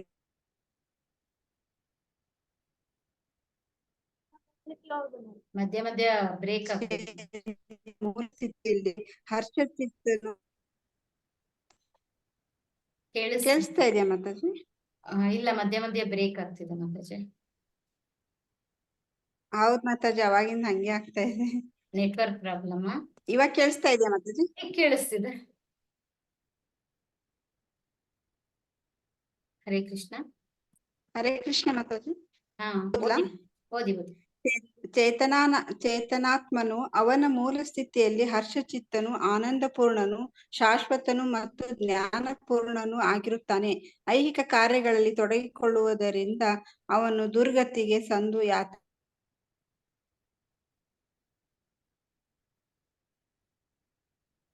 ಅವನ ಈ ಸ್ಥಿತಿಗೆ ವಿಕರ್ಮವು ಕಾರಣ. ಮಾಡಬಾರದೆಂದು ನಿಷೇಧಿಸಲಾಗಿರುವ ಕಾರ್ಯಗಳು. ಆದ್ದರಿಂದ ನಾವು ಸಾಧನಾ ಭಕ್ತಿಯನ್ನು ಅಭ್ಯಾಸ ಮಾಡಬೇಕು. ಬೆಳಗಿನ ಹೊತ್ತು ದೇವರಿಗೆ ಮಂಗಳಾರತಿ ಬೆಳಗುವುದು, ಕೆಲವು ಐಹಿಕ ಕಾರ್ಯಗಳಿಂದ ದೂರವಿರುವುದು, ಗುರುಗಳಿಗೆ ನಮಸ್ಕರಿಸುವುದು ಮತ್ತು ಮುಂದೆ ಹೇಳಲಾಗುವ ಕೆಲವು ನಿಯಮಗಳನ್ನು ಅನುಸರಿಸುವುದು ಎಲ್ಲವೂ ಸಾಧನಾ ಭಕ್ತಿಗೆ ಪೂರಕ ಕ್ರಿಯೆಗಳು. ಈ ಅಭ್ಯಾಸಗಳು ನಮ್ಮ ಹುಚ್ಚನ್ನು ನಿವಾರಿಸುತ್ತವೆ. ಮನೋವೈದ್ಯನ ಸಲಹೆಗಳಿಂದ ಮಾನಸಿಕ ರೋಗಿಯ ಹುಚ್ಚು ಗುಣವಾಗುತ್ತದೆ. ಅದೇ ರೀತಿ ಮಾಯೆಯ ಅಥವಾ ಐಹಿಕ ಭ್ರಮೆಯ ಪರಿಣಾಮವಾಗಿ ಬುದ್ಧಾತ್ಮನು ಹುಚ್ಚನ್ನು ಸಾಧನಾ ಭಕ್ತಿ ಧನ್ಯವಾದ. ಸಾಧನಾ ಭಕ್ತಿಯು ನಿವಾರಿಸುತ್ತದೆ. ಹಾಗಾದ್ರೆ ಹರೇ ಕೃಷ್ಣ. ಹರೇ ಕೃಷ್ಣ, ಧನ್ಯವಾದ. ಪ್ರಾರಂಭಿಕ ಹಂತದಲ್ಲಿ ಸಾಧನಾ ಭಕ್ತಿ ಅಂದಾಗ ಆ ಸಾಧನಾ ಭಕ್ತಿ ಏನ್ ಮಾಡುತ್ತೆ ಅಂದ್ರೆ ಇವಾಗ ಐಹಿಕ ಶಕ್ತಿ ಪ್ರಭಾವಕ್ಕೆ ಹುಚ್ಚನಂತಿರ್ತಾನೆ. ಯಾಕೆ? ಅವನ್ಗೆ ತೃಪ್ತಿನೇ ಇರಲ್ಲ. ಅದ್ ಮಾಡ್ಬೇಕು, ಇದ್ ಮಾಡ್ಬೇಕು, ಮನೆ ತಗೋಬೇಕು, ಕಾರ್ ತಗೋಬೇಕು, ಬಂಗ್ಲೆ ತಗೋಬೇಕು, ಅದಾದ್ಮೇಲೆ ಪಕ್ಕದ ಮನೆಯವ್ರಿಗೆ ಮತ್ತೆ ಕಂಪೇರು, ರಿಲೇಟಿವ್ಸ್ ಮತ್ತೆ ಕಂಪೇರು, ಈ ರೀತಿ ಅವನ್ಗೆ ತೃಪ್ತಿ ಅನ್ನೋದಿಲ್ಲ. ಒಂಥರ ಅಸಹಜ ಸ್ಥಿತಿಯಲ್ಲಿ ಇರ್ತಾನೆ ಅಂತ ಭಾಗವತದಲ್ಲಿ ಕೂಡ ಹೇಳಿದ್ದಾರೆ. ಸಾಮಾನ್ಯವಾಗಿ ಬದ್ಧಾತ್ಮ ಅಂದ್ರೇನೆ ಬುದ್ಧಿ ಭ್ರಮಣೆ. ಅವನಿಗೆ ಅಜ್ಞಾನದ ಅಂಧದ ಆಕಾರದಲ್ಲಿ ಇದ್ದಾನೆ ಅಂತ ಇಲ್ಲಿ ಹೇಳ್ತಕ್ಕಂಥ ಕಾರಣ. ಅವನು ಬಂಧನಕ್ಕೂ ಯಾತನೆಗೂ ಒಳಪಡಿಸುವ, ಅಂದ್ರೆ ಅವನು ಮಾಡ್ತಕ್ಕಂಥ ಕಾರ್ಯ ಎಲ್ಲ ಬಂಧನಕ್ಕೂ ಒಳಪಡಿಸುತ್ತೆ, ಯಾತನೆ. ಅದರಿಂದ ಅವನು ಪಾಪ ಕರ್ಮಗಳನ್ನ ಅನುಭವಿಸ್ಬೇಕಾಗುತ್ತೆ. ಆದ್ರೆ ಅದನ್ನ ಪಡ್ಕೊಳಕ್ ಕೂಡ ಅವನು ಎಷ್ಟೆಲ್ಲ ಕಷ್ಟನೇ ಪಡ್ತಾ ಇರ್ತಾನೆ ಅಲ್ವಾ? ಸುಲಭವಾಗಂತೂ ಸಿಗಲ್ಲ. ಹಾಗಾಗಿ ಈ ರೀತಿ ಹೇಳ್ತಾರೆ. ಚೇತನಾತ್ಮನವನ ಮೂಲ ಸ್ಥಿತಿಯಲ್ಲಿ ಯಾರು ಕೃಷ್ಣ ಪ್ರಜ್ಞೆಯಲ್ಲಿ ಇರ್ತಾರೆ, ಯಾವಾಗಲೂ ಹರ್ಷಚಿತ್ತ, ಆನಂದಪೂರ್ಣ, ಶಾಶ್ವತ, ಜ್ಞಾನಪೂರ್ಣ ಆಗಿರ್ತಾನೆ. ಖುಷಿಯಾಗಿರಕ್ಕೆ ನಾವೆಲ್ಲ ಮಾಡೋದು, ಅದು ಬಿಟ್ಟು ಎಲ್ಲ ಮಾಡ್ತಾ ಇರ್ತೀವಿ. ಯಾವಾಗ ನಾವು ಕೃಷ್ಣ ಪ್ರಜ್ಞೆಗೆ ಬರ್ತೀವಿ ಆವಾಗ ನಿಜವಾದ ಸಂತೋಷವನ್ನ ಪಡ್ಕೊಂತೀವಿ, ಆನಂದವನ್ನ ಪಡ್ಕೊಂತೀವಿ. ವಿಕರ್ಮ ಅಂದ್ರೇನು? ಯಾರಾದ್ರೂ ಹೇಳ್ತೀರಾ? ಹರೇ ಕೃಷ್ಣ. ಹರೇ ಕೃಷ್ಣ. ಹರೇ ಕೃಷ್ಣ. ಕ್ವಶನ್ ರಿಪೀಟ್ ಮಾಡಿ. ಕೆಟ್ಟದ್ ಮಾಡೋದು ಮಾತಾಜಿ. ಹಾ, ಕೆಟ್ಟದ್ದನ್ನ ಮಾಡೋದು. ಕೆಟ್ಟದ್ದನ್ನ ಮಾಡೋದು. ಅಕರ್ಮ ಅಂದ್ರೆ ಮಾಡ್ಲಾರ್ದದ್ ಮಾಡೋದು ಅಂತ. ಅಕರ್ಮ ಮತ್ತೆ ವಿಕರ್ಮ ಅಂದ್ರೆ ಏನು ಅಂತ ಕೇಳ್ತಾ ಇದ್ದೀನಿ. ವಿಕರ್ಮ ಅಂದ್ರೆ ಕ್ರೂರವಾಗಿದ್ದು ಮಾಡ್ಬಾರ್ದು ಅಂತ ಹೇಳಿದ್ರು ಮಾಡ್ತಾರೆ ಅಂತ ವಿಕರ್ಮ ಅಂದ್ರೆ. ಅಕರ್ಮ ಅಂದ್ರೆ ಅದು ಅದೇ ಆಗತ್ತೆ ಮಾತಾಜಿ. ಅಕರ್ಮ ಅಂದ್ರೆ ಮಾತಾಜಿ, ಅಕರ್ಮ ಅಂತಂದ್ರೆ ನಾವು ಮಾಡುವಂತ ಕೆಲ್ಸವನ್ನ ಕೃಷ್ಣ ಪ್ರಜ್ಞೆಯಲ್ಲಿ ತೊಡಸ್ಕೊಂಡು ಮಾಡಿದಾಗ ಅದು ಅಕರ್ಮ ಆಗತ್ತೆ. ಆ ಕಾರ್ಯಗಳು ಮಾಡೋದನ್ನ ಅದಕ್ಕೆ ಶಾಸ್ತ್ರದ ವಿರುದ್ಧ ಮಾಡಿದ್ರೆ ಅದು ವಿಕರ್ಮ ಆಗತ್ತೆ. ಹಾ, ಕರೆಕ್ಟ್ ಮಾತಾಜಿ, ಧನ್ಯವಾದ. ಸೊ ಇಲ್ಲಿ ಏನ್ ಹೇಳ್ತಾರೆ, ಧರ್ಮ ಗ್ರಂಥದ ಪ್ರಕಾರ ನಿಷೇಧಗೊಂಡಿರುವ ಕಾರ್ಯಗಳನ್ನ ಮಾಡ್ತಾ ಇರತಕ್ಕಂಥದ್ರಿಂದ ಅವನು ಬದ್ಧಾತ್ಮನಾಗಿರ್ತಾನೆ. ಅದು ವಿಕರ್ಮ ಆಗುತ್ತೆ. ಯಾವಾಗ ಅವನು ಅಕರ್ಮ ಮಾಡ್ತಾನೆ, ಧರ್ಮ ಗ್ರಂಥದಲ್ಲಿ ಕೃಷ್ಣ ಪ್ರಜ್ಞೆಯಲ್ಲಿ ಏನೇನ್ ಮಾಡ್ಬೇಕೋ ಅದನ್ನೇ ಮಾಡ್ತಾನೆ, ಆವಾಗ ಅದು ಅವನಿಗೆ ಬದ್ಧಾತ್ಮ ಆಗಲ್ಲ. ಅವನು ಜೀವಾತ್ಮ ಭಗವಂತನಿಗೆ ಆತ್ಮದಿಂದ ಶಾಶ್ವತ ಆನಂದವನ್ನ ಪಡೆದು ಪರಮಾತ್ಮನ ಸಂಪರ್ಕವನ್ನ ಪಡೆದುಕೊಳ್ತಾನೆ. ಇಲ್ಲಿ ಹೇಳ್ತಾರೆ, ಒಬ್ಬನಿಗೆ ರೋಗ, ಮಾನಸಿಕ ರೋಗ ಇರುತ್ತೆ. ಕೌನ್ಸಿಲರ್ ಕರೆಕೊಂಡೋದಾಗ ಅವನ ಮಾನಸಿಕ ರೋಗವನ್ನ ಬಿಡಿಸಿ ಅವನ್ಗೆ ರಿಯಾಲಿಟಿ, ಆ ಭ್ರಮೆಯನ್ನ ಬಿಡಿಸಿ, ಇಲ್ಲಸ್ಟ್ರೇಷನ್ ಅನ್ನ ಬಿಡಿಸಿ ಅವನ್ಗೆ ಏನ್ ಮಾಡ್ತಾರೆ, ಇಲ್ಯೂಷನ್ ಗಳನ್ನ ಬಿಡಿಸಿ ಅವನ್ಗೆ ರಿಯಾಲಿಟಿ ತೋರಿಸ್ತಾರೆ.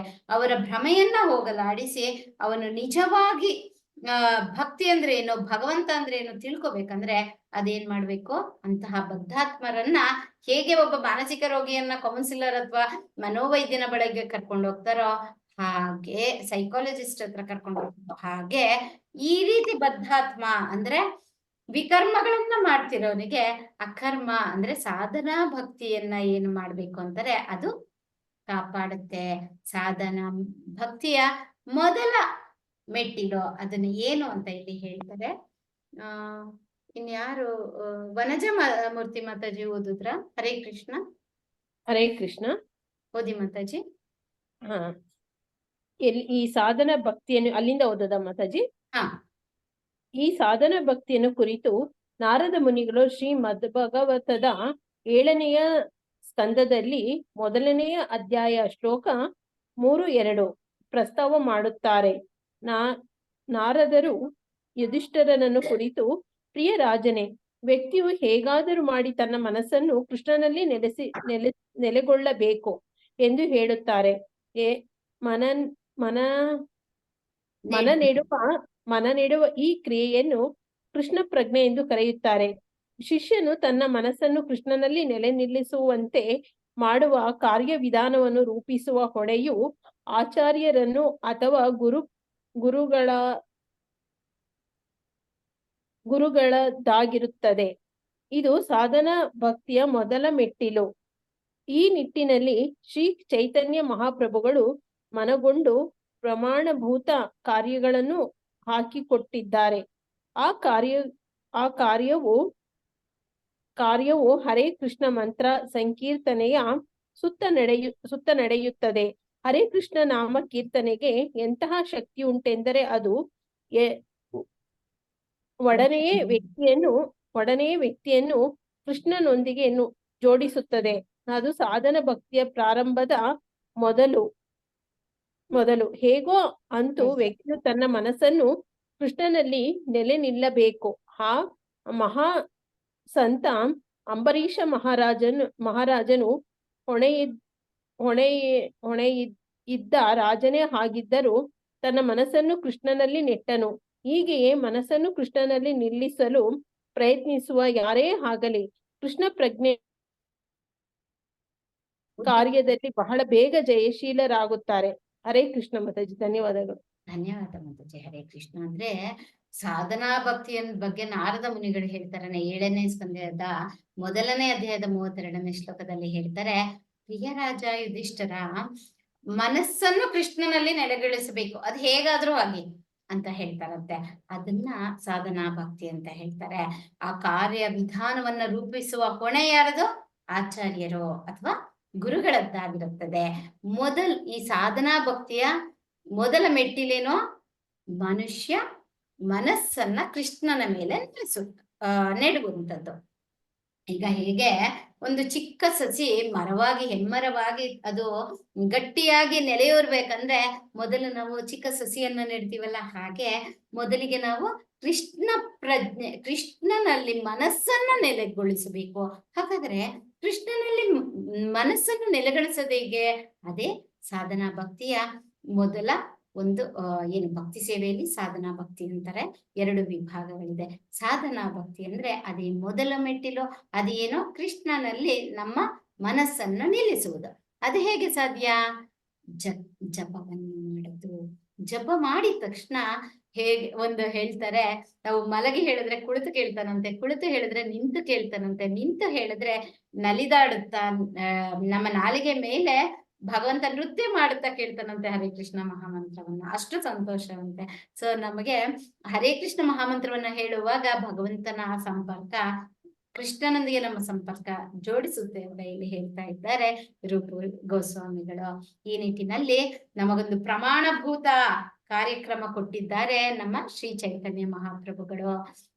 ಸಾಧನ ಭಕ್ತಿಯ ಪ್ರಾರಂಭದ ಒಂದು ಹಂತ ಅಂದ್ರೆ ನಾವು ಜಪವನ್ನ ಮಾಡ್ತಕ್ಕಂಥದ್ದು. ಇಲ್ಲಿ ಮಹಾಸಂತ ಅಂಬರೀಷ ಮಹಾರಾಜನ ಬಗ್ಗೆ ಹೇಳ್ತಾರೆ. ಅವ್ನ್ ರಾಜ ಆಗಿರ್ತಾನೆ, ಅವ್ರ ಹೆಂಡತಿಯರ್ಗೂ ಕೂಡ ಕೃಷ್ಣ ಪ್ರಜ್ಞೆಯಲ್ಲಿಟ್ಟು ದೇವಸ್ಥಾನಗಳನ್ನ ಮಾಡ್ಕೊಟ್ಟಿರ್ತಾನೆ, ರಾಜ್ಯಭಾರವನ್ನ ನೋಡ್ಕೊಂತಾನೆ, ಕೃಷ್ಣ ಪ್ರಜ್ಞೆಯನ್ನ ಕೂಡ ಮಾಡ್ತಾನೆ. ಹೇಗಾದ್ರೂ ಮಾಡಿ ಕೃಷ್ಣನಲ್ಲಿ ಭಕ್ತಿ ಇಟ್ಕೊಂಡ್ರೆ ಸಾಕು, ಅವನು ಕೃಷ್ಣನ ಅತ್ಯುನ್ನತ ಭಕ್ತನಾಗ್ತಾನೆ. ಒಬ್ಬ ಇದು ದೂರ್ವಾಸ ಮುನಿಗಳು ಅವನಿಗೆ ತೊಂದರೆ ಕೊಡಕ್ ಹೋದ್ರು ಕೂಡ ಅವನ ವಿಷ್ಣು ಚಕ್ರವನ್ನ ಬಿಡ್ತಾನೆ ಆ ಭಕ್ತನನ್ನ ಕಾಪಾಡಕ್ಕೆ. ಅಂತಹ ಕರುಣಾಮಯಿ ನಮ್ಮ ಕೃಷ್ಣ. ಇನ್ನು ಎಲ್ಲ ಓದಿದ್ದಾರೆ ಅನ್ಸುತ್ತೆ. ಪ್ರಿಯಾಂಕಾ ಮಂಜುನಾಥ್ ಮಾತಾಜಿ ಓದ್ತೀರಾ? ಗೀತಾರಾಜು ಮಾತಾಜಿ ಓದಿಲ್ಲ ಅನ್ಸುತ್ತೆ. ಹರೇ ಕೃಷ್ಣ ಮಾತಾಜಿ, ಸಾರಿ ನೋಡಿ. ಹರೇ ಕೃಷ್ಣ. ಓದಿ ಮಾತಾಜಿ. ಹರೇ ಕೃಷ್ಣ. ಸಾಧನ ಭಕ್ತಿ ಅಥವಾ ಭಕ್ತಿ ಸೇವೆಯ ಅಭ್ಯಾಸವನ್ನು ಕೂಡ 2 ಭಾಗಗಳಾಗಿ ವಿಂಗಡಿಸಲು ಬರುತ್ತದೆ. ನಿಯಂತ್ರಕ ತತ್ವಗಳ ಅನುಷ್ಠಾನದಿಂದ ಮಾಡುವ ಸೇವೆಯು ಮೊದಲ ಭಾಗ. ಬೇರೆ ಬೇರೆ ನಿಯಂತ್ರಕ ತತ್ವಗಳನ್ನು ಗುರುಗಳ ಅಣತಿಯ ಮೇರೆಗೂ ಇಲ್ಲವೇ ಪ್ರಮಾಣಭೂತ ಧರ್ಮಗ್ರಂಥಗಳಲ್ಲಿ ಹೇಳಿರುವಂತೆಯೋ ನಾವು ಅನುಷ್ಠಾನ ಮಾಡಬೇಕು. ಇಲ್ಲಿ ನಿರಾಕರಣೆಯ ಪ್ರಶ್ನೆಯೇ ಬರಬಾರದು. ಹೀಗೆ ನಿರಾಕರಿಸದಿರುವುದನ್ನು ವೈಧಿ ಅಥವಾ ನಿಯಮಿತ ಎಂದು ಕರೆಯುತ್ತಾರೆ. ವ್ಯಕ್ತಿಯು ನಿಯಮಗಳನ್ನು ಮರು ಮಾತಿಲ್ಲದೆ ಪಾಲಿಸಬೇಕು ಎನ್ನುವುದು ಮುಖ್ಯವಾದ ಮಾತು. ಸಾಧನಾ ಭಕ್ತಿಯ ಇನ್ನೊಂದು ಭಾಗವನ್ನು ರಾಗಾನುಗ ಎಂದು ಕರೆಯಲಾಗಿದೆ. ವ್ಯಕ್ತಿಯು ನಿಯಂತ್ರಕ ತತ್ವಗಳ ಅನುಷ್ಠಾನದ ಮೂಲಕ ಕೃಷ್ಣನತ್ತ ಸ್ವಲ್ಪ ಹೆಚ್ಚು ಒಲಿದು ಸ್ವಾಭಾವಿಕ ದೈವ ಪ್ರೇಮದಿಂದ ಭಕ್ತಿ ಸೇವೆ ಮಾಡುವ ಒಂದು ಘಟ್ಟವನ್ನು ರಾಗಾನುಗ ಎನ್ನುವ ಶಬ್ದವು ಸೂಚಿಸುತ್ತದೆ. ಉದಾಹರಣೆಗೆ, ಭಕ್ತಿ ಸೇವೆಯಲ್ಲಿ ನಿರತನಾದ ವ್ಯಕ್ತಿಯೊಬ್ಬನಿಗೆ ಬೆಳಗಿನ ಹೊತ್ತು ಬೇಗ ಎದ್ದು ವಿಗ್ರಹಾರಾಧನೆಯ ಒಂದು ಉಪಾಂಗವಾದ ಆರತಿಯನ್ನು ಅರ್ಪಿಸು ಎಂದು ಹೇಳಲಾಗಬಹುದು. ಪ್ರಾರಂಭದಲ್ಲಿ ಗುರುಗಳ ಆಜ್ಞೆಯ ಮೇರೆಗೆ ವ್ಯಕ್ತಿಯು ಬೆಳಗಿನ ಹೊತ್ತು ಬೇಗ ಎದ್ದು ಆರತಿ ಬೆಳಗುತ್ತಾನೆ. ಆದರೆ ಕ್ರಮೇಣ ನಿಜವಾದ ಒಲವನ್ನು ಬೆಳೆಸಿಕೊಳ್ಳುತ್ತಾನೆ.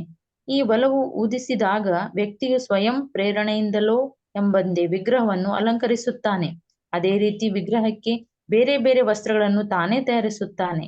ಅವನ ಭಕ್ತಿ ಸೇವೆಯು ಚೆನ್ನಾಗಿ ನಡೆಯುವಂತೆ ವಿವಿಧ ಮಾರ್ಗಗಳನ್ನು ತಾನೇ ಹುಡುಕಿಕೊಳ್ಳುತ್ತಾನೆ. ಈ ಎಲ್ಲ ಚರ್ಯಗಳು ರೂಢಿಯ ಪರಿಧಿಯಲ್ಲೇ ಬರುವುದಾದರೂ ಒಟ್ಟು ಪ್ರೇಮ ಸೇವೆಯು ಸ್ವಯಂ ಪ್ರೇರಣೆಯಿಂದ ಬಂದದ್ದು. ಹೀಗೆ ಸಾಧನಾ ಭಕ್ತಿ ಅಥವಾ ಭಕ್ತಿ ಸೇವೆಯನ್ನು ರೂಢಿಸಿಕೊಳ್ಳುವ ಕ್ರಿಯೆಯನ್ನು ನಿಯಂತ್ರಕ ಹಾಗೂ ಸ್ವಯಂ ಪ್ರೇರಿತ ಎಂದು 2 ಭಾಗಗಳಾಗಿ ವಿಂಗಡಿಸಬಹುದು. ಹರೇ ಕೃಷ್ಣ ಮಾತಾಜಿ, ಧನ್ಯವಾದಗಳು. ಧನ್ಯವಾದ. ಇಲ್ಲಿ ಸಾಧನಾ ಭಕ್ತಿಯಲ್ಲಿ 2 ಭಾಗ ಬರುತ್ತೆ. ಒಂದು ನಿಯಂತ್ರಕ ತತ್ವ, ಅಂದ್ರೆ ಹೀಗೆ ಮಾಡ್ಬೇಕು ಅಂತ ಒಂದು ನಿಯಮವನ್ನ ಹಾಕಿರ್ತಾರೆ. ಅದ್ರ ಪ್ರಕಾರ ಭಕ್ತಿ ಮಾರ್ಗವನ್ನ ಹಿಡಿಯೋದು. ಯಾವಾಗ ಅವರು ನಿಯಮ ಅಂತ ಮಾಡ್ತಾ ಇರ್ತಾರೋ ಮಾಡ್ತಾ ಮಾಡ್ತಾ ಮಾಡ್ತಾ ಅದು ಏನಾಗುತ್ತೆ, ಅವ್ರಿಗೆ ಅದ್ರ ಮೇಲೆ ಪ್ರೀತಿ ಹೆಚ್ಚಾಗುತ್ತೆ. ಭಗವಂತ ಅವನ ಮೇಲೆ ಕರುಣೆ ಹರಿಸ್ತಾನೆ. ಅವಾಗ ಅವನು ಇಷ್ಟದಿಂದ ಮಾಡ್ತಾನೆ. ಸುಮ್ನೆ ಮಾಡೋದ್ ಬೇರೆ, ಇಷ್ಟದಿಂದ ಮಾಡೋದ್ ಬೇರೆ. ಮಿಷಿನ್ ವರ್ಕ್ ಮಾಡೋದ್ ಬೇರೆ, ನಾವು ಯೋಚನೆ ಮಾಡೋ ಕೆಲಸ ಮಾಡೋದು ಬೇರೆ. ನಾವು ಪ್ಲಸ್ ಕೊಟ್ರೆ ಪ್ಲಸ್ ಮಾಡುತ್ತೆ, ಮೈನಸ್ ಕೊಟ್ರೆ ಮೈನಸ್ ಮಾಡುತ್ತೆ. ನಾವು ಪ್ಲಸ್ ಮಾಡ್ಬೇಕೋ ಮೈನಸ್ ಮಾಡ್ಬೇಕೋ ಯೋಚನೆ ಮಾಡ್ಕೊಂಡು ಮಾಡ್ತೀವಿ, ಅಷ್ಟೇ ಡಿಫ್ರೆನ್ಸ್ ಅಲ್ವಾ? ಸೊ ಮೊದಲಿಗೆ ಸಾಧನಾ ಭಕ್ತಿಯಲ್ಲಿ ನಾವು ನಿಯಂತ್ರಕ ತತ್ವವನ್ನು ಕಲಿತೀವಂತೆ. 2ನೇ ಭಾಗ ಸ್ವಯಂ ಪ್ರೇರಿತ. ಅದು ಮಾಡ್ತಾ ಮಾಡ್ತಾ ಅದ್ರ ಮೇಲೆ ಹೆಚ್ಚು ಇಷ್ಟ ಆಗಿ ಅದನ್ನ ಮಾಡಕ್ಕೆ ಒಂದು ದಿನ ಏನಾದ್ರು ಒಂದು ಕ್ಲಾಸ್ ಮಿಸ್ ಆಯ್ತೋ, ದೇವಸ್ಥಾನಕ್ಕೆ ಹೋಗಿ ಬರ್ಲಿಲ್ವಾ, ಇನ್ನೊಂದೇನೋ ನಾವು ಅದ್ರಲ್ಲಿ ಜಪ ಮಿಸ್, ಏನಾದ್ರೂ ಒಂದು ಮಾಡ್ತಿರ್ತೇವೆ ಬಿಡ್ತೀವೋ, ಅವಾಗ ಅವನ್ಗೆ ತಡ್ಕೊಳಕ್ ಆಗಲ್ಲಂತೆ. ಅದನ್ನ ರಾಗಾನುಗ ಅಂದ್ರೆ ಸ್ವಯಂ ಪ್ರೇರಿತ. ಅವನಿಗೆ ಹೋಗ್ತಾ ಹೋಗ್ತಾ ಅದ್ರ ಮೇಲೆ ಒಲವು ಬರ್ಲಿಕ್ಕೆ ಶುರುವಾಗುತ್ತೆ ಅಂತ ಅದನ್ನ ಏನಂತ ಹೇಳ್ತಾರೆ, ಸ್ವಯಂ ಪ್ರೇರಿತ ರಾಗಾನುಗ ಭಕ್ತಿ ಅಂತ. ಹರೇ ಕೃಷ್ಣ ಮಾತಾಜಿ.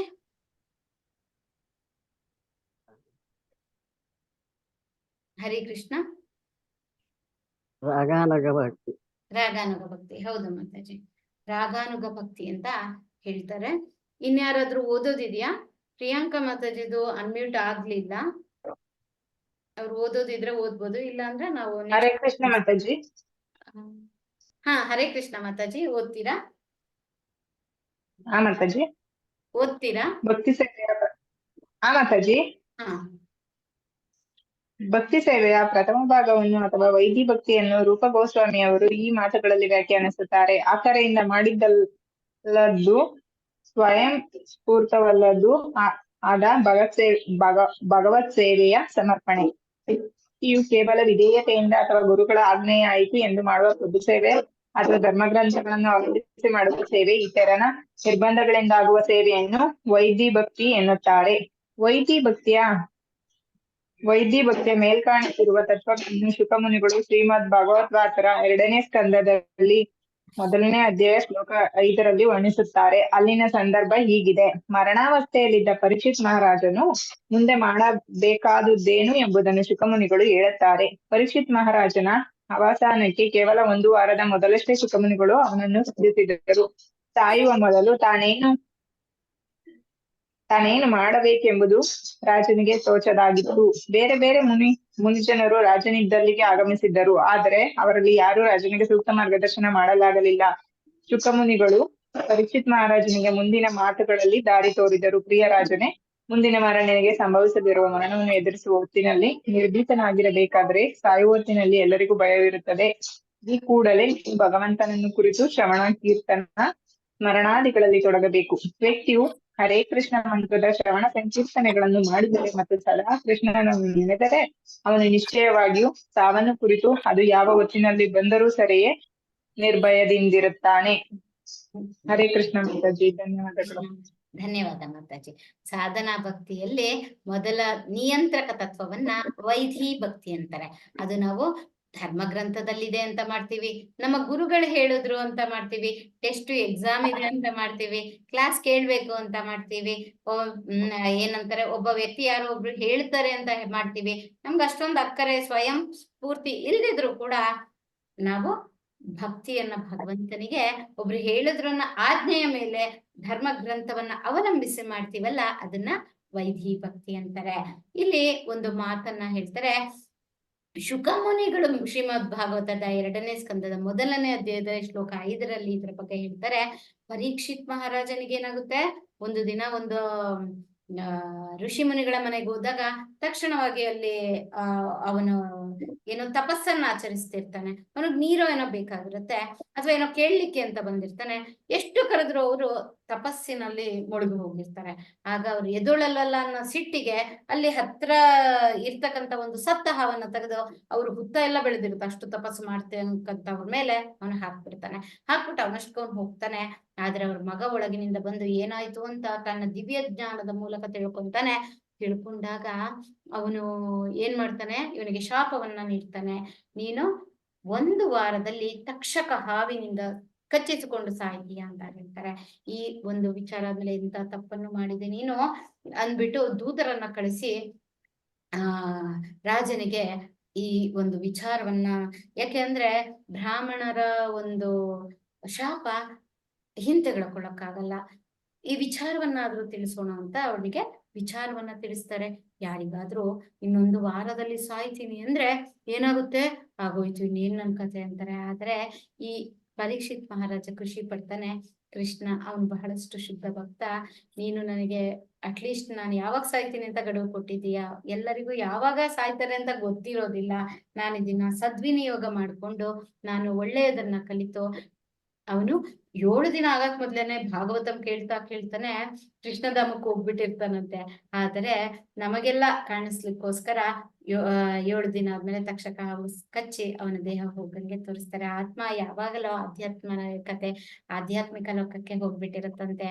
ಆಗ ಶುಕಮುನಿಗಳವ್ರು ಕೇಳ್ತಾರೆ, ನೀನು ಸಾಯುವ ಹೊತ್ತಿನಲ್ಲಿ ಎಲ್ಲರಿಗೂ ಭಯ ಬರುತ್ತೆ, ನೀನು ಯಾವಾಗಲೂ ಭಗವಂತನ ಕುರಿತು ಶ್ರವಣ, ಕೀರ್ತನ, ಸ್ಮರಣಗಳನ್ನ ಮಾಡ್ಬೇಕು, ಹರೇ ಕೃಷ್ಣ ಮಹಾಮಂತ್ರವನ್ನ ಮಾಡ್ಬೇಕು.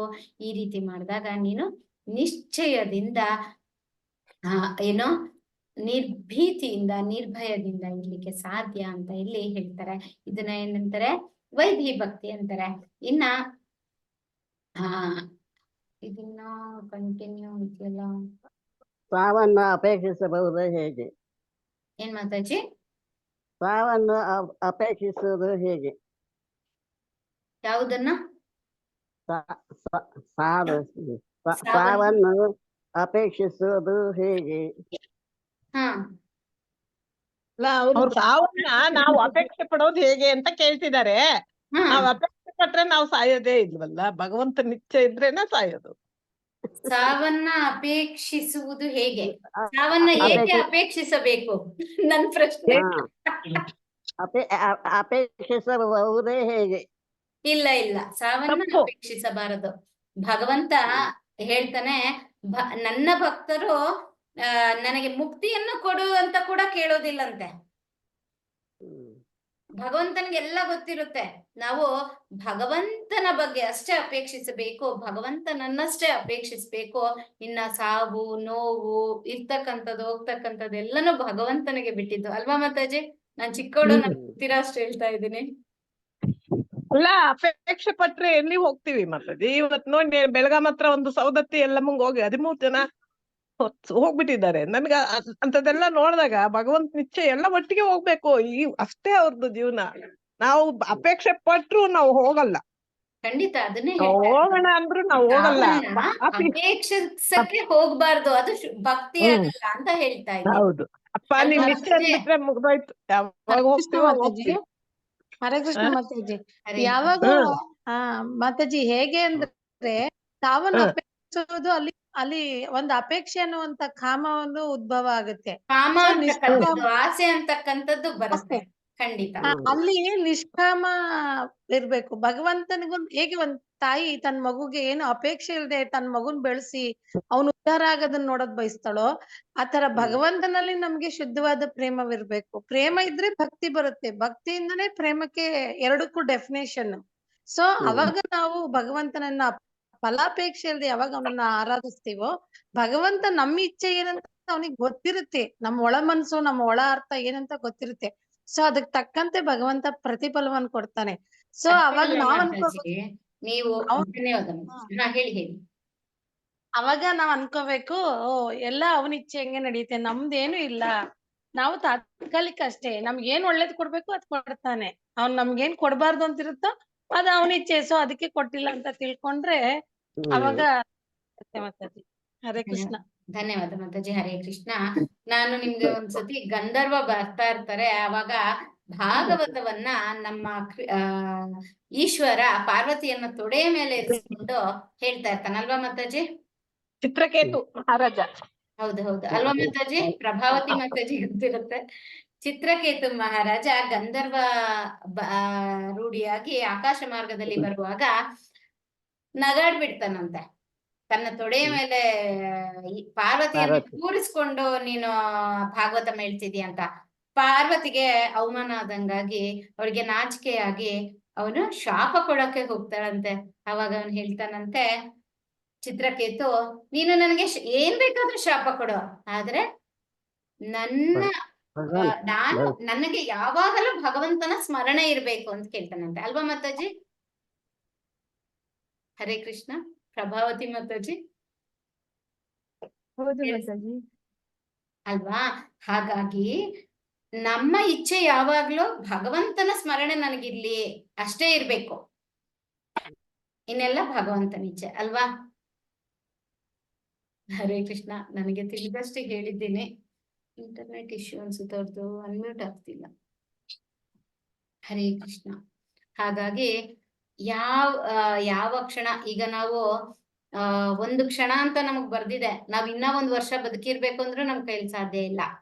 ನಮ್ಮ ಸಮಯ ಆದ್ಮೇಲೆ ಒಂದೇ ಒಂದು ಕ್ಷಣ ಕೂಡ ನಾವಿರ್ಲಿಕ್ಕೂ ಸಾಧ್ಯ ಇಲ್ಲ ಅಲ್ವಾ? ಹಾಗಾಗಿ ನಾವು ಇಷ್ಟೇ ಕೇಳ್ಕೋಬೇಕು. ಅಲ್ಲ ಮಾತಾಜಿ, ಊಟ ತಟ್ಟೆಯಲ್ಲಿ ಊಟ ತಂದಿಟ್ಕೊಂಡು ಒಬ್ರು ನನ್ ತಂಗಿಯವರ ಇವ್ರಂತ ಪರಿಚಯದವರು ಸ್ಕೂಲ್ಗೆ ಹೋಗಿ ಅವ್ರ ಸೊಸೆ ಸ್ಕೂಲ್ಗೆ ಹೋದ್ರಂತೆ. ಅತ್ತೆ ಊಟ ತಂದಿಟ್ಕೊಂಡಿದ್ದಾರೆ, ಅಲ್ಲೇ ಹೋಗ್ಬಿಟ್ಟಿದ್ದಾರೆ. ಆ ಊಟ ತಿನ್ಲೇ ಇಲ್ಲ ಆಕೆ. ಅಷ್ಟೊಂದು ನಮ್ದು ಜೀವನ ನಶ್ವರ. ನಾವ್ ಹೇಳ್ತೀವಿ ನಮ್ದು ಅನ್ನದ ಋಣ ಇದೆ, ಭೂಮಿಯ ಋಣ ಇದೆ, ಅಲ್ಲಿವರ್ಗ ಇರ್ತೀವಿ, ಹಣದ ಋಣ ಇದೆ, ಋಣ ತೀರ್ಸ್ವರ್ಗ ಇರ್ತೀವಿ, ಏನೇನೆಲ್ಲ ಹೇಳ್ತೀವಿ. ಆದ್ರೆ ಭಗವಂತ ನಮ್ಗೆ ಇಷ್ಟು ಉಸಿರು ಅಂತ ಕೊಟ್ಟಿರ್ತಾನೆ. ನಾವು ಅಷ್ಟು ಉಸಿರನ್ನ ತೆಗೆದುಕೊಂಡ ಮೇಲೆ, ಅದಾದ ಮೇಲೆ ನಮ್ಗೆ ಆಯಸ್ಸು ಮುಗಿದ ಹಾಗೆ. ಹಾಗಾಗಿ ಮಹಾತ್ಮರು ಸಾಧು ಸಂತರು ಏನ್ ಮಾಡ್ತಾರೆ, ಯೋಗವನ್ನ ತಪಸ್ಸನ್ನ ಮಾಡ್ತಾರೆ. ಅವರು ಪ್ರಾಣಾಯಾಮ, ಆ ಒಂದು ಉಸಿರಾಟವನ್ನ ಅವರು ನಿಯಂತ್ರಣದಲ್ಲಿರ್ತಾರೆ. ಅದರಿಂದ ಅವರು ಇನ್ನೂ ಹೆಚ್ಚು ಹೆಚ್ಚು ವರ್ಷ ಬದುಕ್ತಾರೆ. ಹಾಗಾಗಿ ನಾವು ಆರೋಗ್ಯವಾಗಿರ್ಬೇಕಂದ್ರೆ ನಾವು ಸಮಾಧಾನವಾಗಿರ್ಬೇಕು, ನಿಧಾನವಾಗಿ ಉಸಿರನ್ನ ತೆಗೆದುಕೊಳ್ಬೇಕು. ಹಾಗಾಗಿ ಎಲ್ಲವೂ ಭಗವಂತನ ಲೀಲೆ. ಅವನ ಲೀಲೆ ಅವನಿಗೆ ಕೆಲವು ಬಾರಿ ಗೊತ್ತಿರೋದಿಲ್ಲ ಅಂತ ಹೇಳ್ಬೋದು. ಏಕೆಂದ್ರೆ ನಮ್ಮ ಇದು ಹೇಳ್ತಾ ಹೋದ್ರೆ ಮುಗಿಯೋದೇ ಇಲ್ಲ. ಭೀಷ್ಮ ಪಿತಾಮಹ ಹೇಳ್ತಾರೆ, ನನಗೆ ನಿನ್ನನ್ನ ಯುದ್ಧ ಮಾಡುವ ಆಸೆ ಇತ್ತು, ಆದ್ರೆ ನೀನು ಪ್ರತಿಜ್ಞೆ ಮಾಡಿದ್ದೆ ನಾನು ಯುದ್ಧ ಶಸ್ತ್ರವನ್ನ ಕೈಯಲ್ಲಿ ಹಿಡಿಯುವುದಿಲ್ಲ ಅಂತ ನೀನ್ ಪ್ರತಿಜ್ಞೆ ಮಾಡಿದ್ದೆ, ಆದ್ರೆ ನನ್ನ ಮನಸ್ಸಿನಲ್ಲಿ ನೀನು ಯುದ್ಧ ಮಾಡೋದ್ ನೋಡ್ಬೇಕು ಅಂತ ಆಸೆ ಇತ್ತು. ಆದ್ರೆ ಕೃಷ್ಣ ಒಮ್ಮೆ ತನ್ನ ವಿಷ್ಣು ಚಕ್ರವನ್ನ ಉಪಯೋಗಿಸ್ತಾನೆ. ಅದನ್ನ ನೋಡಿ ಭೀಷ್ಮ ಸ್ತುತಿಯಲ್ಲಿ ಹೇಳ್ತಾನೆ, ನಿನ್ನ ಭಕ್ತನ ಆಸೆಯನ್ನು ನೆರವೇರಿಸಕ್ಕೆ ನೀನು ನಿನ್ನ ಪ್ರತಿಜ್ಞೆಯನ್ನ ಕೂಡ ಮುರಿತೀಯ, ಅಂತಹ ಕರುಣಾಮಯಿ ಅಂತ. ಹಾಗಾಗಿ ಭಕ್ತನ ಆಸೆ ಭಗವಂತನಲ್ಲಿ ಇರ್ಬೇಕಷ್ಟೇ ಅಂತ ಹೇಳಲಿಕ್ಕೆ ನಾನು ಇಚ್ಛೆ ಪಡ್ತೀನಿ, ಭಕ್ತಿಯಲ್ಲಿ ಇರ್ಬೇಕಷ್ಟೇ ಅಂತ ಹೇಳಲಿಕ್ಕೆ ಇಚ್ಛೆ ಪಡ್ತೀನಿ. ಭಕ್ತಿ ಯಾವಾಗಲೂ ನಮ್ಮೊಂದಿಗಿರ್ಲಿ ಭಗವಂತನ ಮೇಲೆ ಅಂತ ಕೇಳಲಿಕ್ಕೆ ಇಷ್ಟಪಡ್ತೀನಿ. ನಾವೆಲ್ಲ ಭಕ್ತ ಸಂಘದಲ್ಲಿ ಯಾವಾಗಲೂ ABCD ಅಂದ್ರೆ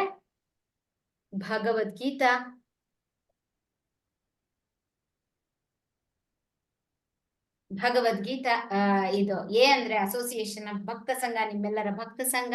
B ಅಂದ್ರೆ ಭಗವದ್ಗೀತಾ ಭಾಗವತಮ್. C ಅಂದ್ರೆ ಹರೇ ಕೃಷ್ಣ ಮಹಾಮಂತ್ರವನ್ನ ಜಪಿಸುವುದು, ಚಾಂಟಿಂಗ್. D ಅಂದ್ರೆ ಡಿಲ್ಯೂಷನ್ ಅಂದ್ರೆ ಭ್ರಮೆಯಿಂದ ಡಿವೋಷನ್, ಭಕ್ತಿಯೆಡೆಗೆ ಅಂತ ಹೇಳ್ತಾ, ಯಾವಾಗಲೂ ನಾವು ಕೃಷ್ಣನ ಕೃಪೆಗೆ ಪಾತ್ರರಾಗಿ ಭಕ್ತಿಯನ್ನ ಮಾಡೋಣ ಅಂತ ಹೇಳ್ತಾ ಇಂದಿನ ಅಧ್ಯಾಯವನ್ನ ಮುಕ್ತಾಯ ಮಾಡ್ತೀನಿ. ಇಷ್ಟು ಹೊತ್ತು ಸಮಯ ಜಾಸ್ತಿ ಆಯ್ತು ಅಂತ ಕೇಳಿದ ನಿಮ್ಮೆಲ್ಲ ಭಕ್ತ ಸಂಘಕ್ಕೂ ಕೋಟಿ ಕೋಟಿ ವಂದನೆಗಳು.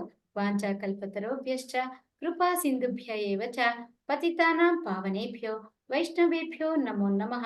ಅನಂತ ಕೋಟಿ ವೈಷ್ಣವ ವೃಂದ ಕಿ ಜೈ, ಶ್ರೀಲ ಪ್ರಭುಪಾದ ಕಿ ಜೈ, ಶ್ರೀಲ ರೂಪ ಗೋಸ್ವಾಮಿ ಕಿ ಜೈ, ಶ್ರೀ ಕೃಷ್ಣ ಕಿ ಜೈ, ಅರ್ಜುನ್ ಕಿ ಜೈ, ಇಲ್ಲಿ ನಡೆದಿರುವ ಎಲ್ಲ ಭಕ್ತರಿಗೂ ಜೈ ಅಂತ ಹೇಳ್ತಾ, ನಮ್ಮ ಭಕ್ತಿ ರಸಾಮೃತ ಸಿಂಧುವಿಗೆ ಜೈ ಅಂತ ಹೇಳ್ತಾ ಇಂದಿನ ಅಧ್ಯಾಯವನ್ನ ಮುಕ್ತಾಯ ಮಾಡ್ತೇನೆ.